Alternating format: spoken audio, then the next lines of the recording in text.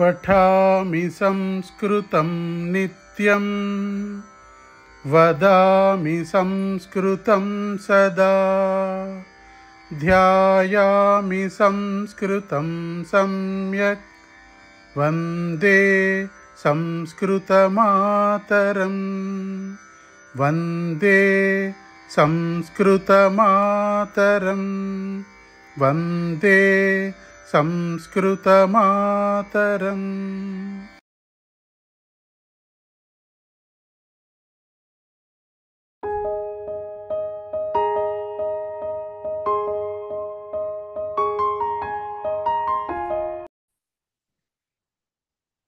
హే మంత్ర unmute చేసుకోవాలి madam. Sorry. పఠామి సంస్కృతం నిత్యం వదామి సంస్కృతం సదా ధ్యాయామి సంస్కృతం సమ్యక్ వందే సంస్కృతమాతరం సంస్కృతస్య ప్రసారాయ నైజం సర్వం దదామ్యహం సంస్కృతస్య సదా భక్తో వందే సంస్కృతమాతరం సంస్కృతస్య కృతే జీవన్ సంస్కృతస్య కృతే యజన్ ఆత్మానమాహుతం మన్యే వందే సంస్కృతమాతరం వందే సంస్కృతమాతరం. అస్తు, ధన్యవాదాः. క్లాస్లో మనము అవ్యయాలు చెప్పుకుని దాంతో కొన్ని వాక్యాలు చెప్పుకున్నాము. అక్కడ వరకు ఆపేశాము. తర్వాత కంటిన్యూషన్ చూడండి. 6వ పాఠంలో తృతీయ విభక్తి నియమాల తర్వాత అవ్యయాలు చెప్పుకుని తర్వాత ఉన్న వాక్యాలు చెప్పుకుని 10 వాక్యాలు వదిలేశాము. ఇప్పుడు మిగిలినవి ఇవి కూడా చెప్పుకోబోయేవి అవ్యయాలు, బట్ బాగా యూజ్ అయ్యే అవ్యయాలు అండ్ కొన్నేమో జంటగా వాడేటటువంటి అవ్యయాలు. వాటి గురించి మనం ఇప్పుడు చదువుకుంటాం. దానిలో మొట్టమొదటిది చేత్. చేత్ అంటే మహోదయ పుట సంఖ్య చెప్పరా? 121 అండి. మొన్న ఎక్కడ ఆపామో అక్కడి నుంచి కంటిన్యూషన్ అంతే. ధన్యవాదాలు. సో చేత్ చేత్ అంటే అది కూడా ఒక అవ్యయమే. అవ్యయం అంటే ఏం చెప్పుకున్నాము? లింగ విభక్తి వచన సమానములు, శూన్యములు. అంటే దానికి లింగము వచనము విభక్తి అంటూ ఏమీ ఉండదు. అది ఆ పదం ఎలా అయితే ఉందో అలాగే ఉంటుంది తప్ప ఎటువంటి మార్పు చెందదు. ఓకే, దాన్ని అవ్యయం అంటారు. దాంట్లో చేత్ అనేది ఒకటి. చేత్ అంటే ఏమిటి? మనం అయితే అంటామే, ఇఫ్ కండిషన్ అంటాం కదా తెలుగు. మన క్లాసులు చెప్పుకున్నప్పుడు ఇంగ్లీష్ లో ఇఫ్ తో చెప్పుకుంటాం. ఇఫ్ అని స్టార్ట్ చేస్తే అంటే ఒకవేళ అది అయితే అని చెప్పడం అన్నమాట. దానికి ఎట్లాగా చెప్తారు అంటే యూజువల్ గా ఇది వర్తమాన కాల క్రియాపదంతో కలిపి ప్రయోగిస్తూ ఉంటారు. ఎలా? వాక్యాలు చూడండి. కరోతి చేత్ అంటే చేసినట్లయితే, గచ్చతి చేత్ వెళ్ళినట్లయితే, అలాగే హసతి చేత్ నవ్వినట్లయితే, ఇలాగా దానికి మీనింగ్స్ వస్తాయన్నమాట. ఓకే. నాస్తి చేత్, నాస్తి చేత్, అస్తి చేత్ ఎలా వచ్చినా సరే, అంటే అస్తి చేత్ అంటే ఉన్నట్లయితే, నాస్తి చేత్ లేనట్లయితే, ఇలా అయితే అనేది చేత్ అనే పదంతో తెలియపరచబడుతూ ఉంటుంది. దాన్ని జనరల్ గా వర్తమాన కాల క్రియాపదంతో కలిపి ఉపయోగిస్తూ ఉంటారు. దానికి కొన్ని ఎగ్జాంపుల్స్ ఇచ్చారు చూడండి. భవాన్ ఆగచ్చతి చేత్ సమీచీనం. మీరు వచ్చినట్లయితే బాగుంటుంది. It is good if you come అని చెప్పడం అన్నమాట. మీరు వచ్చినట్లయితే, వచ్చినట్లయితే రావడం అంటే క్రియాపదం ఏంటి? ఆగచ్చతి. కాబట్టి దాని పక్కన చేత్. అది ఏ ప్రథమ పురుషే అవ్వక్కర్లా, వర్తమాన కాల క్రియాపదం అయితే చాలు. అక్కడ వాడిన పురుషుని బట్టి ప్రథమమా మధ్యమమా ఉత్తమమా ఏది వాడతాం అనేది డిపెండ్ అయి ఉంటుంది. త్వం ఆగచ్చసి చేత్ అనాలి, అహం ఆగచ్చామి చేత్ అనాలి. ఇక్కడ భవాన్ అనేది ఇచ్చారు కాబట్టి ఆగచ్చతి చేత్ సమీచీనం. మీరు వస్తే బాగుంటుంది. ఓకే, మీరు వచ్చినట్లయితే, మనం వస్తే అంటాం, దాన్ని వచ్చినట్లయితే బాగుంటుంది. వృష్టి భవతి చేత్ జనాః సంతుష్టాః భవంతి. వృష్టి అంటే వర్షము, భవతి చేత్ వచ్చినట్లయితే, అయినట్లయితే అంటే అర్థం ఏంటి? వర్షం పడినట్లయితే మన తెలుగులో మనం చెప్పుకోవాలి. వర్షం వచ్చినట్లయితే జనులు సంతుష్టులు అంటే సంతుష్టాహ భవంతి అంటే అర్థం ఏంటి? సంతోషిస్తారు, జనులు సంతోషిస్తారు అని చెప్పుకోవడం అన్నమాట. అలాగే సమయ అస్తి చేత్ మమ గృహం ఆగచ్చ. కాస్త టైం ఉంటే మా ఇంటికి రండి, వీలుంటే అంటాం కదా, అలా టైం ఉంటే ఎక్కడికైనా వెళ్ళినప్పుడు ఒక టైం ఏమన్నా ఉంటే, మీకు ఇంకా టైం ఉంటే మిగిలింటే మా ఇంటికి కూడా రండి. సో సమయ అస్తి చేత్, సమయ అనేది మనం ఇదివరకు కూడా వాదనం అవన్నీ చెప్పుకున్నప్పుడు అనుకున్నాం. సమయ అనేది పుంలింగ శబ్దము. సో కహ సమయ అని అడగాలి తప్ప కిం సమయం అని అడగకూడదు. రైట్? కహ సమయ. సో సమయ అస్తి చేత్, సమయం ఉన్నట్లయితే మా ఇంటికి, మమ గృహం ఆగచ్చ, మా ఇంటికి రా అని చెప్పడం అన్నమాట. నెక్స్ట్, అభ్యాసం కరోతి చేత్ భవాన్ ఉత్తీర్ణ భవతి.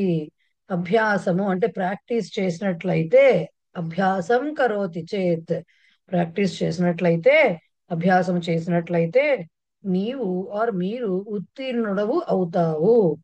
భవాన్ ఉత్తీర్ణ భవతి, నీవు ఉత్తీర్ణుడు అంటే నువ్వు కష్టపడి ప్రాక్టీస్ చేస్తే పాస్ అవుతావు అని చెప్పడం అన్నమాట దాని మీనింగ్.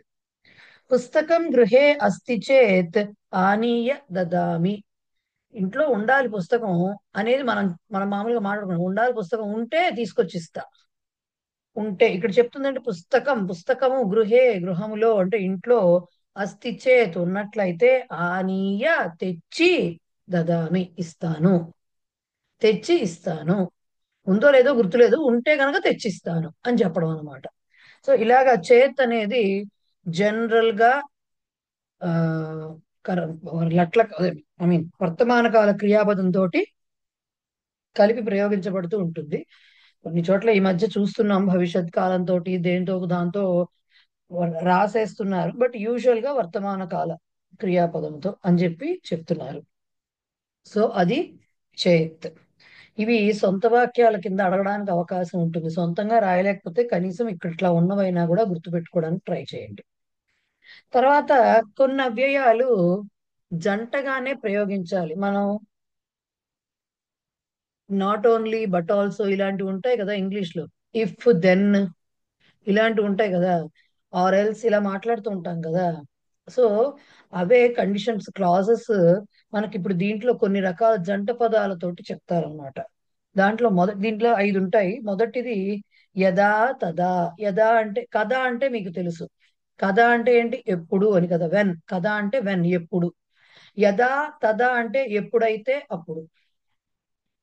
యదా తదా అనేవి జంటగా వాడాలి. అంటే ఎప్పుడైతే వర్షం పడిందో అప్పుడు నేను వచ్చాను. సపోజ్ జస్ట్ చిన్న ఎగ్జాంపుల్ చెప్తున్నా. సో ఎప్పుడు అది జరిగిందో దెన్ క్లాజ్ అన్నమాట యదా తదా అంటే. ఎప్పుడైతే అది జరిగిందో అప్పుడు ఇది జరిగింది అని చెప్పేటప్పుడు యదా తదా అని సమయాన్ని దృష్టిలో పెట్టుకుని చెప్పేది అనమాట. అది అంటే రెండు పనులని సమయంతో రిలేట్ చేస్తూ చెప్పేటటువంటివి. టైమే అక్కర్లేదు, ఏదో ఒక బండ గుర్తుగా అది జరిగిన టైం అన్నట్టుగా చెప్పేది. రెండోది యది తర్హి.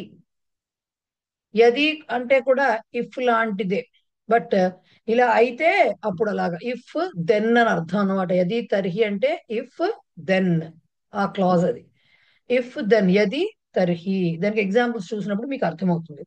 మూడవది యావత్ తావత్ అంటే ఎంతవరకు అయితే అంతవరకు. ఎంతవరకు అనేది టైం అవ్వచ్చు, లేదంటే ఎంతవరకు అనేది ఒక ప్రక్రియ జరగడం, పూర్తవడం, వాటి గురించి అవ్వచ్చు.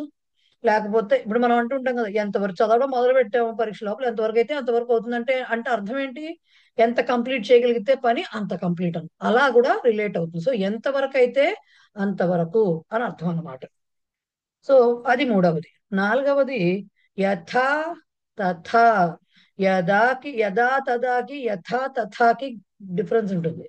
ఇది వినుంటారు కదా, యథా రాజా తథా ప్రజా. అంటే ఈ రాజా ఎలా అయితే అలాగా అనేది యథా తథ. ఎప్పుడైతే అప్పుడు, ఎప్పుడో అప్పుడు అని చెప్పేది యథా తథ. సో యథా తథ అనేది విధమును తెలియజేస్తుంది, అంటే టైప్. ఎట్లా అయితే అట్లా అన్నట్టుగా చెప్పేది అనమాట. నువ్వు ఎలా చెప్పావో నేను అలాగే చేశాను, ఇలాంటివి మాట్లాడాలనుకోండి అంటే టైప్.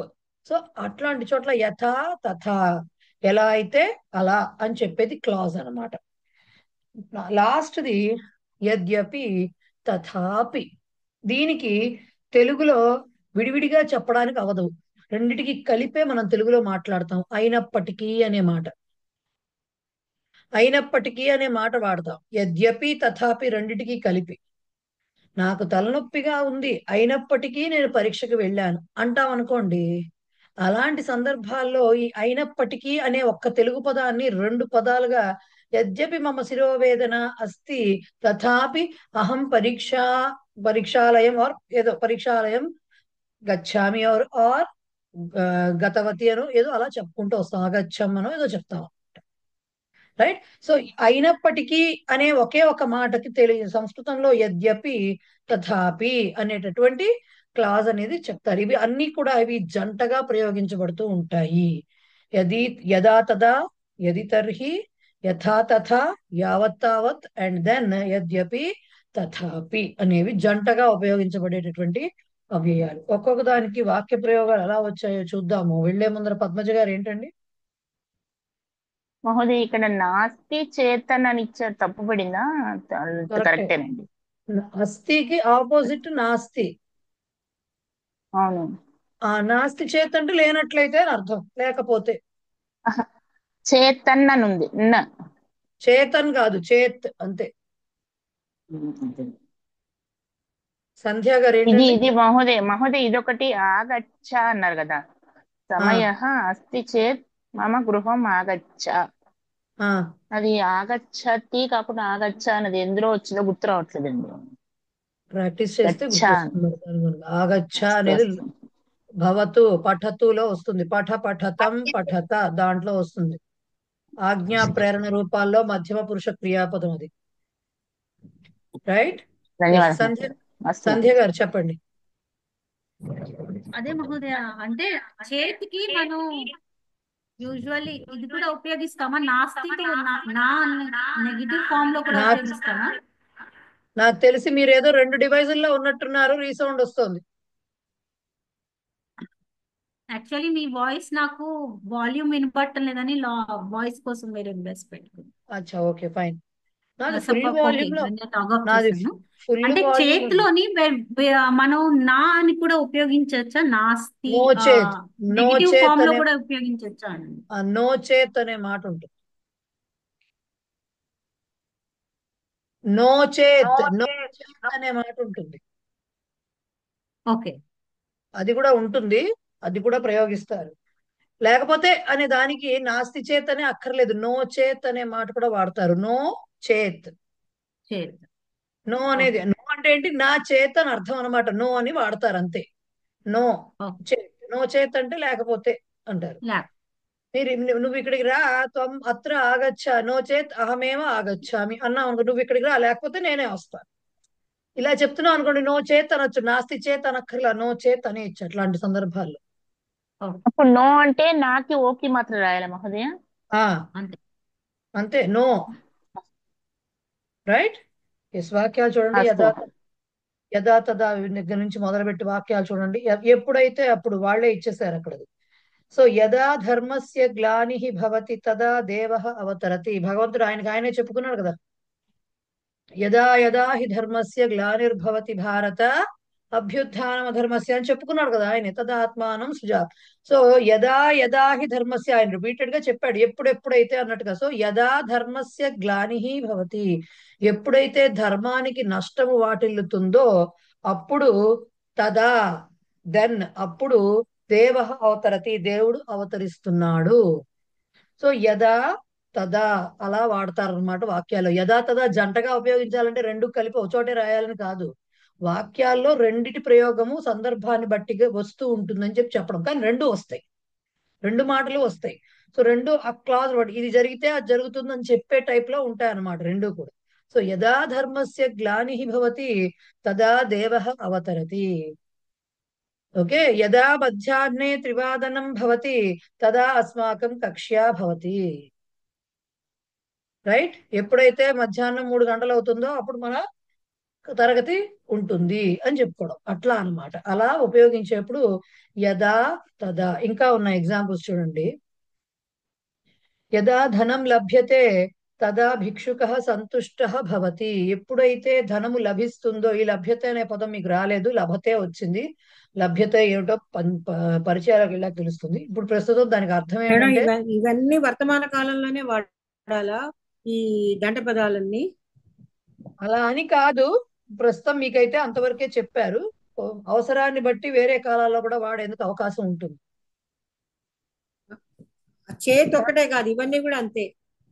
సుమారుగా ఇప్పుడు ప్రస్తుతం ఇక్కడ ఉన్నంత వరకు అయితే అట్లాగే జరుగుతుంది. ఎందుకంటే ఇలా చెప్పేవి జనరల్ గా ప్రెసెంట్ టెన్స్ లోనే చెప్తూ ఉంటారు, అందుకని వర్తమాన కాలం వాడతాం, మనం క్రియాపదాలు వాడతాం. ఓకేనా? Okay madam. రైట్. మీకు 10వ పాఠంలో కాలాలు చెప్పిన తర్వాత లెక్క అంటే వీటన్నిటిని ఎప్పుడెప్పుడు వాడతారో చెప్పాక అప్పుడు యాక్చువల్ క్లారిటీ వస్తుంది. ఓకే, ప్రస్తుతానికైతే వర్తమాన కాల క్రియాపదాలు ఎంచుకోండి. మీరు వాక్య ప్రయోగం చేద్దాం అన్నప్పుడు 100 డౌట్లు వస్తాయి. దాని గురించి ప్రవేశ అయ్యాక చెప్తాను నేను, ప్రవేశ లాస్ట్ క్లాస్ లో. ఇప్పుడు మీకు తెలియాలి కదా, వాక్య ప్రయోగం చేయడానికి ముందు మాటలు నేర్పించాలి కదా. మాటలు మినిమం గ్రామర్ నేర్పించకుండా వాక్య ప్రయోగం చేయమని చెప్పలేము. బట్ ఒకసారి ఎప్పుడైతే మీరు సొంతంగా ఏదైనా రాద్దామని బిగించేసినప్పుడు అప్పుడు మీరు ఎంచుకున్న పీరియడ్ అంటే ఆ టెన్స్ ని బట్టి మార్పులు వస్తూ ఉంటాయి. మార్పులు చేర్పులు అవసరమైన ప్రయోగాలు జరగాల్సి వస్తూ ఉంటుంది అప్పుడు. సో ప్రస్తుతానికైతే అది యదా ధనం లభ్యతే, ఎప్పుడైతే ధనము లభిస్తుందో, తదా అప్పుడు భిక్షుక సంతుష్ట భవతి, బిచ్చగాడు సంతోషిస్తూ ఉంటాడు. ఓకేనా? అలాగే యదా వసంతకాల భవతి తదా కోకిల కూజతి. ప్రస్తుతం నడుస్తున్నది అదే కదా, మా చుట్టూతో కోకిలలు చంపేస్తూ ఉంటాయి పొద్దు నుంచి అరిచేర్చి. సో ఎప్పుడైతే వసంతకాలము ఉంటుందో, వసంతకాలం వస్తుందో అని చెప్పాలి ఇప్పుడు మనం. భవతి అంటే ఇక్కడ అర్థం, అప్పుడు కోకిల కూస్తుంది అనేది దానికి అర్థము. ఒక రకంగా ఇవన్నీ యూనివర్సల్ ట్రూత్స్ లాగా లేవు, ఇవేం మారవు. ఈ జనరల్ స్టేట్మెంట్స్ ఇప్పుడు ఇవన్నీ కూడా. డబ్బు దొరికితే బిచ్చగాడు సంతోషిస్తాడు, ఎప్పుడైతే ధర్మానికి హాని కలుగుతుంటే భగవంతుడు అవతరిస్తాడు, ఇవన్నీ కూడా జనరలైజ్డ్ స్టేట్మెంట్స్. సో అవన్నీ ప్రెసెంట్ టెన్స్ లోనే ఉంటాయి యూజువల్ గా. యదా సూర్యాస్తమయ భవతి తదా పక్షిణః నీడం ప్రవిశంతి. ఎప్పుడైతే సూర్యాస్తమానం అవుతుందో తదా పక్షిణః అంటే పక్షులు, నీడం అంటే గూడును ప్రవేశిస్తాయి. అవి రోజు జరిగే ప్రక్రియ కదా అది, ఎప్పుడు జరిగేదే కదా. పక్షులన్నీ గూటికేసి వెళ్తూ ఉంటాయి అవి. సో ఇక్కడ పక్షిణః అనేది ఇందాక కూడా మీకు వచ్చింది, విద్యార్థినః అని ఎవరో అడిగారు, విద్యార్థికి తప్పు రాసి పంపించారు. విద్యార్థిన్ అనేది ఇంకా మీకు అది నేను టిక్ చేయించలేదు. ఆ శబ్దం ముందు అకారాలు అవ్వాలి కదా, అజంత శబ్దాలే మీకు అచ్చులతో ఎండ్ అయ్యేవే నేను చెప్పించాను. గుణిన్ శబ్దం అనేది ఉంది ఒకటి, దాంట్లోనే ఉంటుంది, అది కూడా ఇంపార్టెంట్. యాక్చువల్ గా ప్రవేశ బుక్ లో ఇచ్చిన అన్ని ఇంపార్టెంట్. ముందు మీరు ఫెమిలియర్ అవడానికి అచ్చు అంతాలతో ఉన్నటువంటివే నేను టిక్ చేయించాను. గుణిన్ శబ్దము ఉంది, నకారాంత పుంలింగ శబ్దం అన్నమాట. గుణిన్ అనే ప్రాతిపదిక. గుణిన్ దానికి ప్రథమా విభక్తి రూపాలు గుణి, గుణినౌ, గుణినః అని వస్తాయి. ఆ శబ్ద రూపం మీ ప్రవేశాల బుక్ లో ఉంది. ఓకే, గుణి అంటే అర్థం ఏమిటి? గుణవంతుడు అని అర్థం. ఓకే, గుణవంతుడు అని అర్థం గుణి అంటే. ఓకే, సో ఈ గుణి లాగానే ఈ విద్యార్థిన్ అనేది కూడా ప్రాతిపదిక, అలాగే పక్షిన్ అనేది కూడా ప్రాతిపదిక, అలాగే స్వామిన్, అలాగే యోగిన్, అలాగే మంత్రిన్, ఇవన్నీ కూడా ఆ నకారాంత పుంలింగ శబ్దాలు. అందుకని మనకు తెలిసిన రూపం ఏమిటి? స్వామి అంటాం మనకు తెలుసు, యోగి అంటాం మనకు తెలుసు, మంత్రి అంటాం తెలుసు, పక్షి అంటాం తెలుసు. ఇవన్నీ మీకు తెలిసిన రూపాలు. అవి అలా రూపాలు ఉన్నాయి కదా అని వాటిని ఈకారాంత స్త్రీలింగాలు అని గౌరీ లేకపోతే నదీలాగా చెప్పుకోకూడదు. అవి నకారాంత పుంలింగ ప్రాతిపదికలతోటి వచ్చినటువంటి ప్రథమా విభక్తి రూపం అది. స్వామి, యోగి, అధికారి, విద్యార్థి, పక్షి, గుణి, ఇవన్నీ కూడా వాటిలో వచ్చింది. ఇప్పుడు ఈ పక్షి కూడా అంతే, పక్షిన్ అనే రూపం అన్నమాట. దాంట్లో రూపం ఎలా వస్తుంది? గుణి, గుణినౌ, గుణినః అని ప్రథమా విభక్తి వచ్చినప్పుడు పక్షి, పక్షిణౌ, పక్షిణః అని ప్రథమా విభక్తి పక్షి శబ్దానికి వస్తుంది. సో పక్షి అనేది ఏకవచనం, పక్షిణౌ ద్వివచనం, పక్షిణః ఇక్కడ బహువచనము, అలా వచ్చిందనమాట ఇది. సో ఎప్పుడైతే సూర్యాస్తమయం అవుతుందో అప్పుడు పక్షులు నీడహ ఆర్ నీడం, రెండు రకాల ప్రయోగాలు ఉన్నాయి. నగరం, నగరి ఉన్నట్టుగానే నీడహ అనే పుంలింగ పదము ఉంది, నీడం అనే నపుంసకలింగ పదం ఉంది. రెండిటికి అర్థం గూడు అనే అర్థం. నెస్ట్, రెండిటికి అర్థం గూడు అనే అర్థం. ఇక్కడ నీడం అని నపుంసకలింగం తీసుకున్నా ఆర్ నీడహ అని పుంలింగం తీసుకుని ద్వితీయాభక్తి రాసుకున్నా రెండిటికి నీడం ఇక్కడ ద్వితీయాభక్తిలోనే ఉంది. గూడును ప్రవేశిస్తున్నాయి, ఓకే, అంటే గూటిని చేరుకుంటున్నాయి అని అర్థం అన్నమాట. రైట్, అది యదా తదా అనేటటువంటి ఒక క్లాజ్ కి ఎగ్జాంపుల్స్. నెక్స్ట్, యది తర్హి ఒకవేళ అయితే. ఇది ఎలా చెప్తారు? ఒకవేళ నీకు సెలవు ఉంటే, మనం ఇది తెలుగులో చెప్పడం ఎలా ఉంటుందంటే, రెండు యది తర్హి అనే మాటలకు సెపరేట్ సెపరేట్ అర్థాలు చెప్పలేము, కలిపే వస్తూ ఉంటాయి. దీనికి కూడా ఒకవేళ నీకు సెలవు ఉంటే రా. ఇది కూడా చేత్ లాంటిదే. చేత్ కాకపోతే ఏం చేస్తామంటే యది తర్హి రెండు ఉండవు. యది వాడితే చేత్ వాడకూడదు, యది వాడితే యది తర్హియే వాడాలి. దీనికి బదులుగా చేత్తో కూడా చెప్పొచ్చు. అవి చూడండి ఎలా చెప్తారో, దీనికి ఎగ్జాంపుల్స్ చెప్తున్నారు చూడండి. యది విరామః అస్తి తర్హి ఆగచ్చ. యది విరామః అస్తి తర్హి ఆగచ్చ. నీకు సెలవు ఉంటే, విరామః అంటే సెలవు ఉంటే, ఉన్నట్లయితే రా అని చెప్పడం అన్నమాట. దీన్నే చేత్తోటి కూడా చెప్పొచ్చు. విరామః అస్తి చేత్, యది తర్హి రెండిటికి బదులుగా ఓన్లీ చేత్ పెడతాం. విరామః అస్తి చేత్ ఆగచ్చ అంటాం. అంతేగాని యది విరామః అస్తి చేత్ అనకూడదు. యది ఉంటే చేత్ రాదు, యది ఉంటే తర్హి వస్తుంది. యది విరామః అస్తి అన్నాం అనుకోండి, ఒకవేళ సెలవు ఉన్నట్లయితే, సెలవు ఉన్నట్లు తర్వాత తర్హి అయితే అప్పుడు అని అర్థం అనమాట. తర్హి ఆగచ్చ. ఆ రెండిటికి బదులుగా తీసేస్తే చేత్తోటి కూడా రాసుకోవచ్చు. విరామః అస్తి చేత్ ఆగచ్చ. యది తర్హి ఉండవు దానికి, కేవలం విరామః అస్తి చేత్ ఆగచ్చ. రెండిటికి అర్థం ఒకటే, రెండిట్లో ఏదైనా రాసుకోవచ్చు. అలాగే యది పుస్తకం అస్తి తర్హి ప్రదర్శయ. పుస్తకం ఉన్నట్లయితే చూపించు అని అడగడం, చెప్పడం అనమాట. ప్రదర్శయ అంటే చూపించు, షోమి అని చెప్పడం అనమాట. If you have the book show. So పుస్తకం ఉన్నట్లయితే చూపించు. దీనికి తెలుగులో మీనింగ్ యది తర్హి వాడినా చేత్ వాడినా తెలుగులో మీనింగ్ మాత్రం ఒకలానే చెప్తాం. పుస్తకం ఉన్నట్లయితే చూపించు, ఇది దానికి తెలుగు అర్థం. కానీ దీన్నే సంస్కృతంలో యది పుస్తకం అస్తి తర్హి ప్రదర్శయ అనొచ్చు, లేదు పుస్తకం అస్తి చేత్ ప్రదర్శయ అనొచ్చు. యది తర్హి రెండు తీసిపారేసి పుస్తకం అస్తి చేత్ ప్రదర్శయ అని చెప్పొచ్చు. మూడవ వాక్యం, యది కార్యం సమాప్తం తర్హి భవాన్ గచ్చతు. పని అయిపోతే మీరు వెళ్ళిపోవచ్చు అని చెప్పడం వాక్యానికి అర్థం. పని, యది కార్యం సమాప్తం తర్హి, కార్య ఒకవేళ పని పూర్తి అయినట్లయితే మీరు వెళ్ళిపోండి. గచ్చతు, భవాన్ గచ్చతు. దీన్నే చేత్తో చెప్తే కార్యం సమాప్తం చేత్ భవాన్ గచ్చతు. యది తర్హి పీకి పారేస్తాం. పీకేసి కార్యం సమాప్తం చేత్ భవాన్ గచ్చతు అంటాం. లాస్ట్ వాక్యం, యది సమయావకాశ లభ్యతే తర్హి ఆగచ్చామి. నాకు వీలు దొరికితే, సమయావకాశ విరామ సమయము అని ఇచ్చారు, దాన్నే మనం తెలుగులో వీలు దొరికితే అని చెప్తాం అనమాట. వీలు దొరికితే వస్తాను. ఓకే, యది సమయావకాశ లభ్యతే, వీలు దొరికితే వస్తాను అని చెప్పడం అనమాట. సో దాన్నే సమయావకాశ అస్తి చేత్ ఆగచ్చామి, యది తర్హి పీకేస్తే. సమయావకాశ అస్తి చేత్ ఆగచ్చామి, అట్లాగా వస్తాయి వాక్యాలు. వాళ్ళు కూడా అదే చెప్పారు. యది తర్హి తోటి వచ్చిన వాక్యాలన్నీ చేతితోటి కూడా రాసుకోవచ్చు.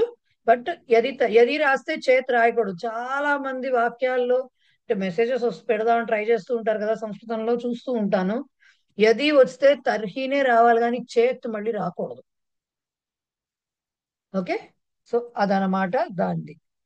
సంధ్య గారు ఏంటండి? లేదండి, అందాకదే బహుశా నేను లోవర్ హ్యాండ్ చేయలేదు. ఓకే, సరళ గారు చెప్పండి. మోదీ ఇక్కడ లభ్యతే అన్నారు కదా. నేను అదే అడుగుతున్నాను. చెప్పాను కదా ఇందాక, లభ్యతే లభ్యతే అంటే అంటే లభతే వరకే మీకు వచ్చింది. లభ్యతే అనే పదం పరిచయాలో వస్తుంది. ప్రస్తుతానికి దానికి అర్థం ఇది దొరికితే. ఆత్మనేపదే కదండి. ఆత్మనేపదే ఆత్మనేపది ఆత్మనేపదే, కానీ అది ఏమిటనేది ఇప్పుడు తెలియదు మీకు. దానికి లభతేకి లభ్యతేకి లింక్ ఉంది, ఏమిటో ఇప్పుడు తెలియదు, అది పరిచయాల్లోనే తెలుస్తుంది. వాడేటప్పుడు వర్తమాన కాలంలో ఆత్మనేపదైనా యూజ్ చేయొచ్చు దీంట్లో. ఆ ఇప్పుడు ఇట్లా ఏదైనా ఎదగి సరే తరిగి వాడచ్చు. వాడచ్చు. అంటే ఆత్మనేపదైనా యూజ్ చేయడం కాదు, మనం చెప్పదలుచుకున్న విషయానికి ఏ క్రియాపదం కావాలో ఆ అర్థం వచ్చేది అది తీసుకుంటాం. అది పరస్మైపద అయితే అదే తీసుకుంటాం, ఆత్మనేపద అయితే అది తీసుకుంటాం. ఓకే, ఓకేనా? రైట్. కృష్ణవాణి ధన్యవాదాలు. చెప్పండి. ఈ నిన్నటి మనకి చెప్పిన పాటల్లో హలేనా కరేనా వచ్చింది కదండి. అవి నాకు ప్రథమ విభక్తి ఆ రెండు నాకు అది పుల్లింగం అవుతుందా నపుంసకలింగం అవుతుందా కన్ఫ్యూజ్ అవుతున్నానండి. అలా కొన్ని అలా ఆ, వచ్చినవి. హలేనా కరేనా అని వస్తుంది. వచ్చేసింది కదా. అది అది ఇప్పుడే కాదు, అది అది ఎప్పటికైనా వస్తూనే ఉంటుంది, ఎన్నేళ్ళైనా వస్తుంది అది, ఆ డౌట్. కొన్ని మేబీ ఇంత చిన్న చిన్న విషయం, చిన్న చిన్న పదాలకి ఒకరు ఇంకొక లెవెల్ దాటేసరికి క్లియర్ అయిపోతాయి. బట్ ఎప్పుడు పుంలింగమా నపుంసకలింగమా ఎప్పుడు డౌట్ ఉంటూనే ఉంటుంది. బట్ ఇప్పుడు నేను చెప్తా, హలం అనేది నపుంసకలింగం, అలాగే కరహ పుంలింగం. కరహ పుంలింగం, హలం నపుంసకలింగం. మీకు ప్రవేశ క్లాసులు అయిపోయిన తర్వాత, ఇన్ఫాక్ట్ యాక్చువల్ గా పరిచయాలకు వచ్చాక చెప్పాలి. ఒక వెబ్సైట్ ఉంటుంది, దానిలో చూసుకోవచ్చు అనమాట. అంటే మీరు ఇంటర్నెట్ లో కొట్టినా వస్తాయి, బట్ మీకు వెతుక్కోవడం ఎలా వస్తుంది రాదు అనేది ప్రవేశ లెవెల్లో చెప్పడం చాలా కష్టం. ఒక్కసారి కాస్త విభక్తులు ఫెమిలియర్ ఫెమిలియర్ అయితే వెబ్సైట్, రెండు వెబ్సైట్స్ ఉంటాయి. దాంట్లో ఒకటి యాక్చువల్ గా డిక్షనరీకి సంబంధించింది అనమాట. దానిలో ఎలా వెతుక్కోవాలనేది నేను చెప్తాను. ఓకేనా? ధన్యవాదాలు. ప్రస్తుతానికి హలం నపుంసకలింగం, అలాగే కరహ పుంలింగం. రైట్. ఎస్. ఓకే. నెక్స్ట్ యావత్ తావత్ అనేవి చెప్పారు చూడండి. యావత్ తావత్ అంటే ఎంతవరకు అయితే అంతవరకు అని చెప్పాము. యావత్ హిమాలయ భవతి తావత్ హిందూ సంస్కృతి తిష్టతి.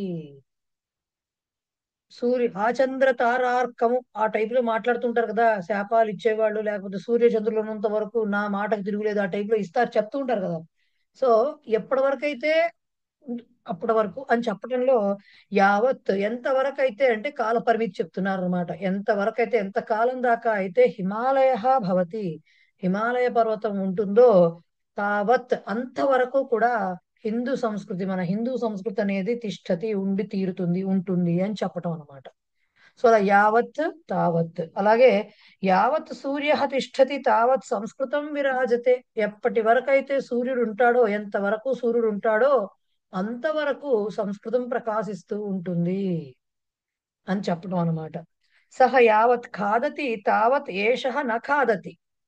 అతడు యావత్ ఖాదతి ఎంతైతే తింటాడో, ఏషః ఇతడు తావత్ న ఖాదతి అంత తినలేడు. నువ్వెంత దూరం పరిగెడతావో నేను అంత పరిగెత్తలేను, నువ్వెంత చదవగలవో నేను అంత చదవలేను, ఇలా. లేకపోతే నువ్వెంత చదవగలవో నేను అంత చదవగలను, ఇట్లా చెప్తాను చూడండి. అలా అన్నిటికీ కూడా యావత్ తావత్ అనేవి ఉపయోగిస్తారు. లాస్ట్ ఏంటి? సువర్ణస్య యావత్ మూల్యం తావత్ మూల్యం రజతస్య నాస్తి. సువర్ణం అంటే అందరికీ తెలుసు బంగారం, రజతం అంటే వెండి. ఇప్పుడు ఎప్పుడు సిచ్యుయేషన్, ఆ ఈక్వేషన్ ఎప్పుడు అట్లాగే ఉంటుంది, రెండు ఈక్వల్ ఎప్పుడు అవ్వవు. సో బంగారం, సువర్ణం యావత్ మూల్యం, బంగారం ఎంత ఖరీదైనదో, తావత్ మూల్యం రజతస్య నాస్తి సువర్ణస్య యావత్ మూల్యం. బంగారానికి ఎంత ఖరీదు ఉందో, ఎంత వెల ఉందో అంత వెల ఆ, ఏమంటారు, వెండికి లేదు అని చెప్పటం అనమాట దానికి. రైట్. ఇలా యావత్ తావత్కి కొన్ని ఎగ్జాంపుల్స్ వాళ్ళు ఇచ్చారు. అలాగే యథా తథా, ఎట్లయితే అట్లా, ఎలా అయితే అలా అని చెప్పడం అనమాట. ఎట్లా? ఫస్ట్ ఎగ్జాంపుల్ అదే చెప్పారు చూడండి. యథా రాజా తథా ప్రజా.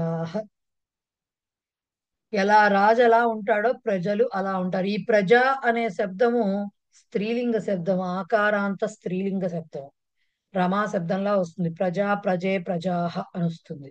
అండ్ మోస్ట్లీ బహువచనంలోనే ప్రజాహ అని వాడుతూ ఉండబడేటటువంటి ఇది ఎక్కువ. ప్రజలు అన్నప్పుడు జనరల్ గా బహువచనంలోనే వాడతాం కాబట్టి, అది ఏకవచనంలో ఉన్నా బహువచనంలో ఉన్నా అర్థం బహువచనార్థమే తీసుకుంటూ ఉంటాం జనరల్ గా.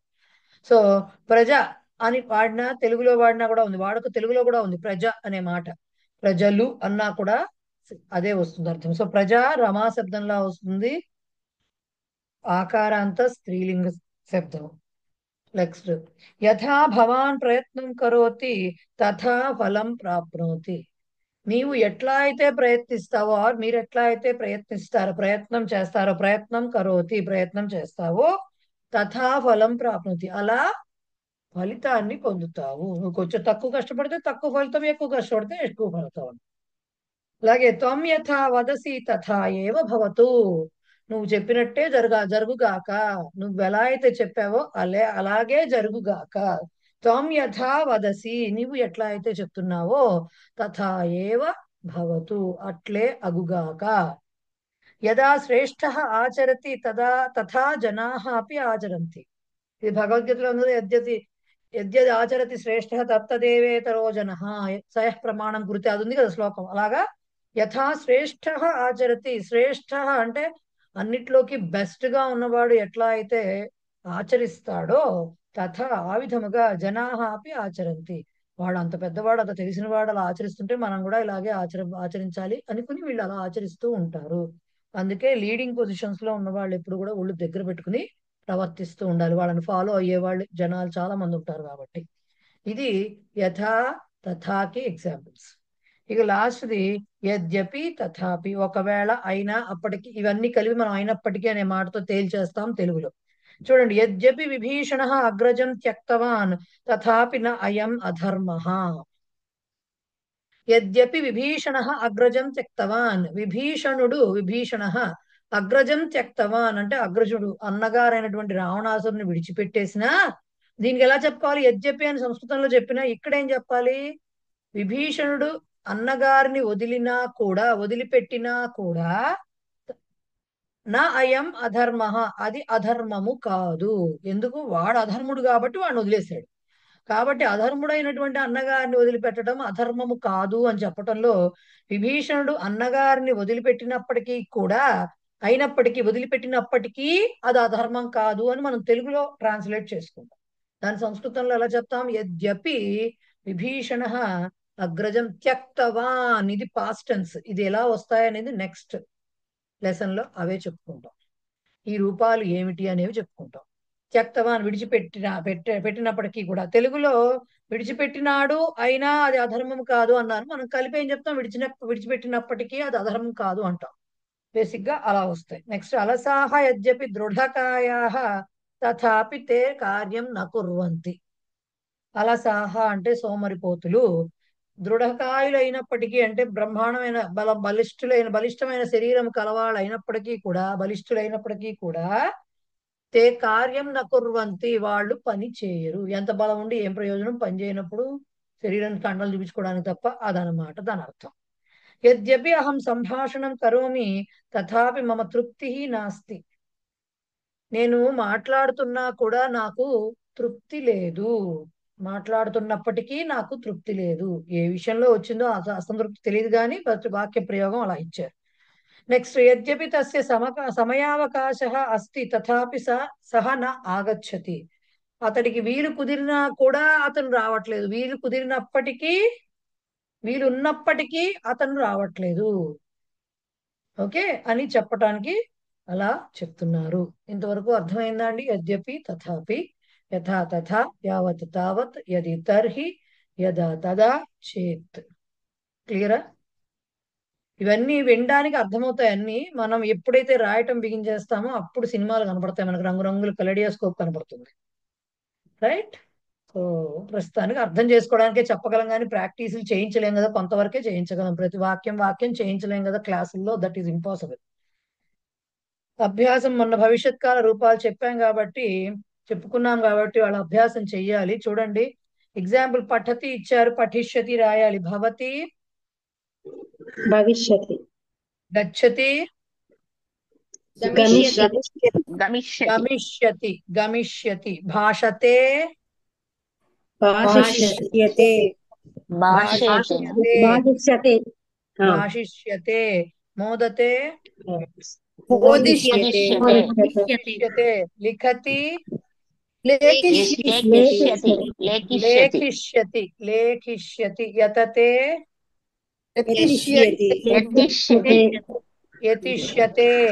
యతిష్యతే, వందతే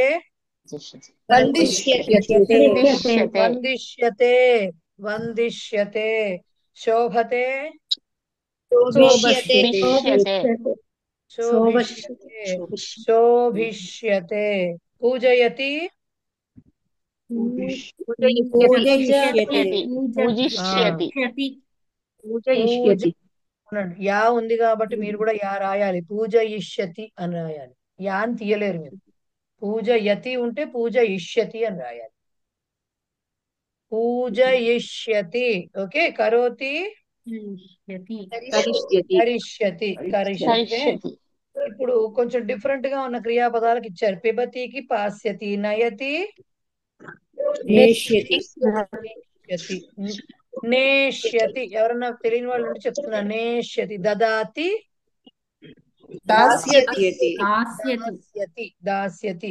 పశ్యతి ద్రక్ష్యతి ద్రక్ష్యతి ద్రక్ష్యతి ద్రక్ష్యతి. ఆ, లభతే లప్స్యతే లప్స్యతే లప్స్యతే లప్స్యతే. ఉపవిశతి ఉపవేష్యతి ఉపవేశ్యతి కాదు, ఉపవేక్ష్యతి. క్ష రాయాలి. క్ష. క్షణంలో క్ష. పక్షిలో క్ష రాయాలి. క్షణం. ఉపవేక్ష్యతి. ఉపవేక్షతి ఉందండి. ఆ? ఉపవేక్షతి అని ఉంది. వేక్ష్యతినే. ఉపవేక్ష క్ష రాసి యకారం రాయాలి. హాఫ్ క్ష యకారం రాయాలి. క్ష్య. భక్ష్య అంటామే. భక్ష్య భక్ష్యాలు అంటామే. ఆ భక్ష్య పంచభక్ష్య పరమాణాలు అంటారు చూడండి. భక్ష్య. క్షాకి యావత్తు. సో హాఫ్ క్ష రాసి యా రాయాలి. ఉపవేక్ష. మీకు ఇచ్చారు పుస్తకంలో. మీరు 2 పేజీలు వెనక్కి తిప్పితే ఉంది అక్కడ, రాసుకోండి. తిష్టతి దీనికి తెలియదు మీకు, నేను చెప్తాను. స్థాస్యతి స్థాస్యతి. ఎందుకంటే దాని ధాతువు, తిష్టతికి ధాతువు స్థా అనే ధాతువు. గచ్చతికి గమ్ ఎలా అయిందో కరోతికి కృ అనేది ధాతువు, అలాగే తిష్టతికి స్థా అనేది ధాతువు. కాబట్టి స్థాస్యతి అని ఉంటుంది తిష్టతికి. వహతికి కూడా తెలియదు మీకు, చెప్తాను. వహతికి వక్ష్యతి అని ఉంటుంది. వక్ష్య. ఇందాక ఉపవేక్ష్య ఎలా రాశారో ఇప్పుడు కూడా వక్ష్యతి. హాఫ్ క్ష య. హాఫ్ క్ష ఎలా రాస్తారు? నిలువు గీత తీసేస్తే హాఫ్ క్ష అవుతుంది. ఆ క్షలో నిలువు గీత తీసేసి దాని ప్లేస్ లో యా రాయాలి. ఓకే. ఏంటిది? వక్ష్యతి. నెక్స్ట్ జానాతి జ్ఞాస్యతి. జ్ఞాస్యతి. జ్ఞాధాతువు కాబట్టి జ్ఞాస్యతి.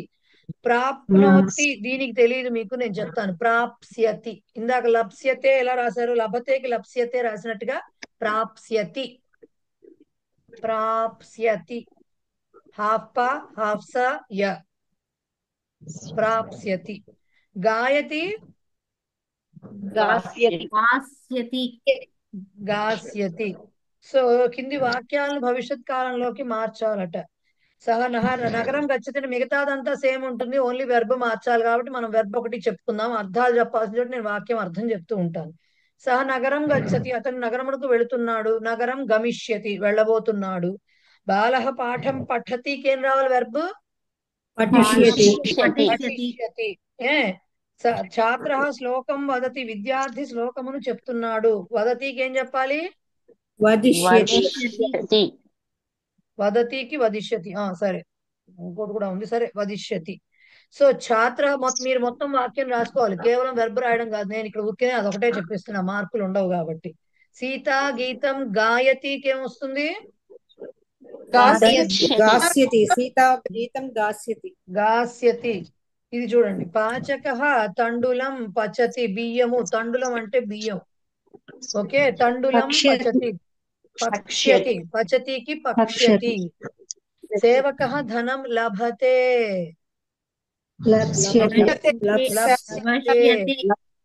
ఏంటండి? లప్స్యతే అనాలండి. లభతేకి లప్స్యతే అనాలి. ఇందాక కూడా చెప్పా అదే. లభతేకి లప్స్యతే. అధ్యాపక ఛాత్రం శ్లాఘతే. శ్లాఘతేకి ఏం చెప్పాలి? శ్లాఘిష్యతే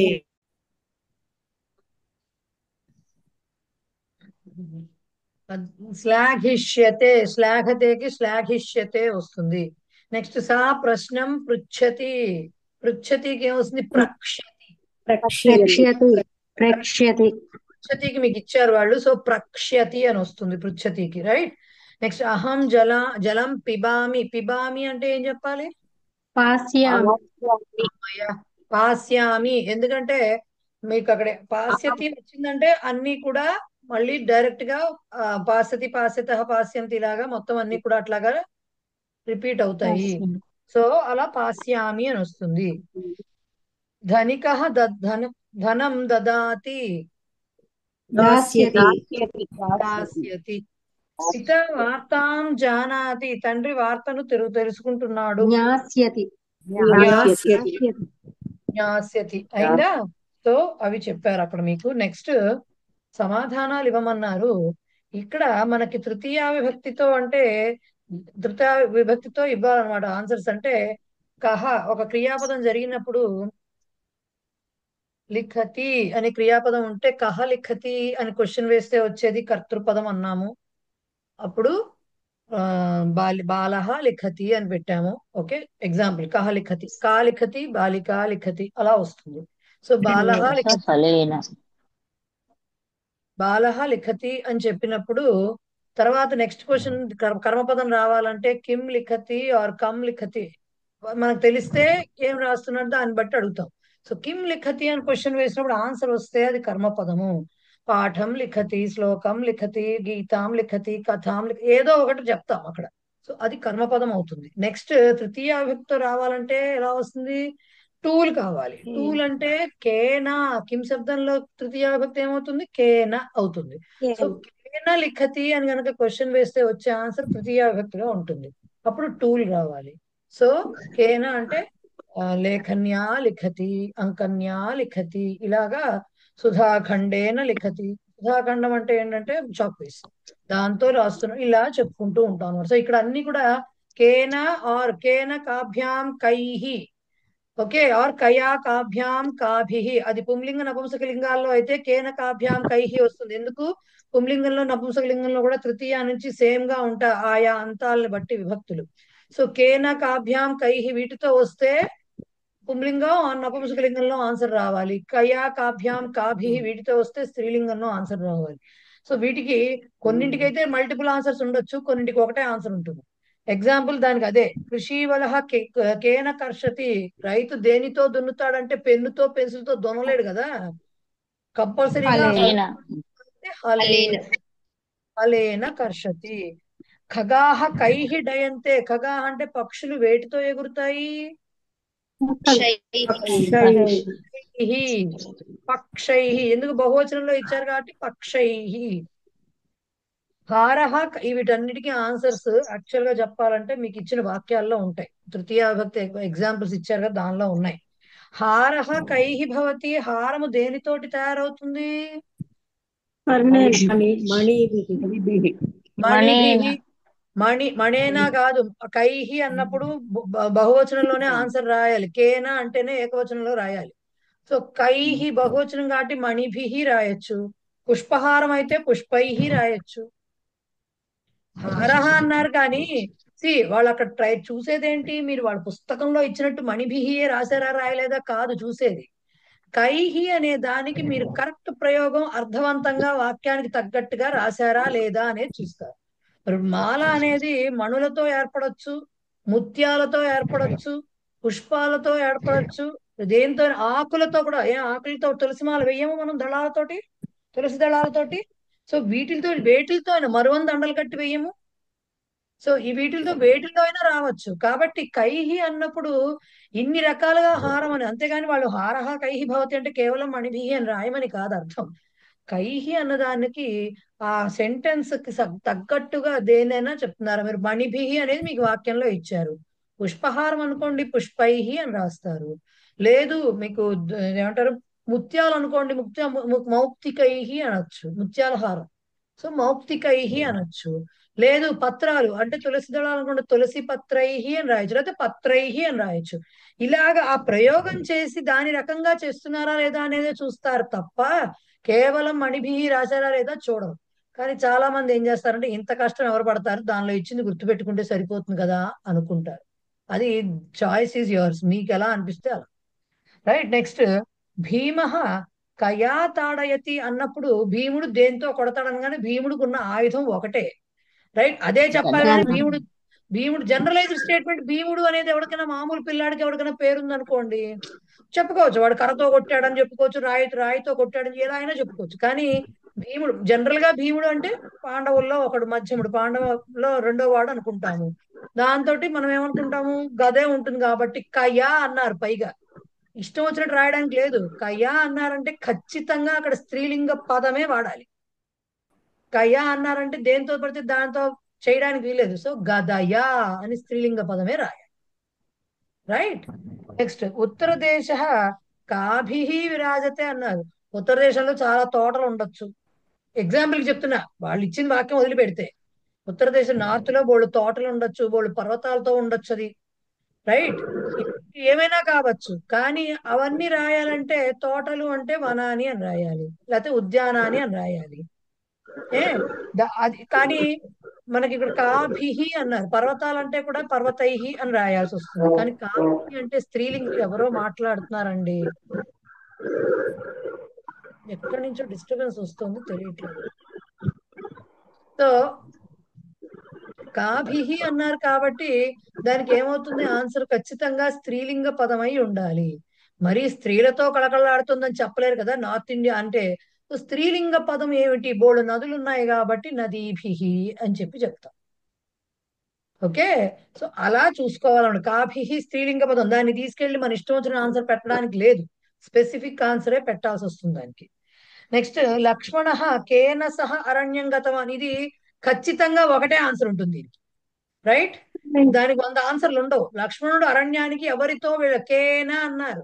ఆయన వెళ్ళినప్పుడు రాముడు సీత ఇద్దరు అన్నారు. కానీ కేన అనేది పుంలింగ పదం కాబట్టి పుంలింగ ఆన్సర్ ఇవ్వాలి, కానీ స్త్రీలింగంలో ఆన్సర్ ఇవ్వకూడదు. ఏమని ఇవ్వాలి అప్పుడు, రామం రామేణ, రామేణ, రామేణ అని చెప్పాలి. అంతేగాని సీతతో కూడా వెళ్ళాడు, ముగ్గురు కలిసే వెళ్ళారు అడవికి. కానీ కయా అని ఇవ్వాలి, ఆ క్వశ్చన్ కేనా అని ఇచ్చారు.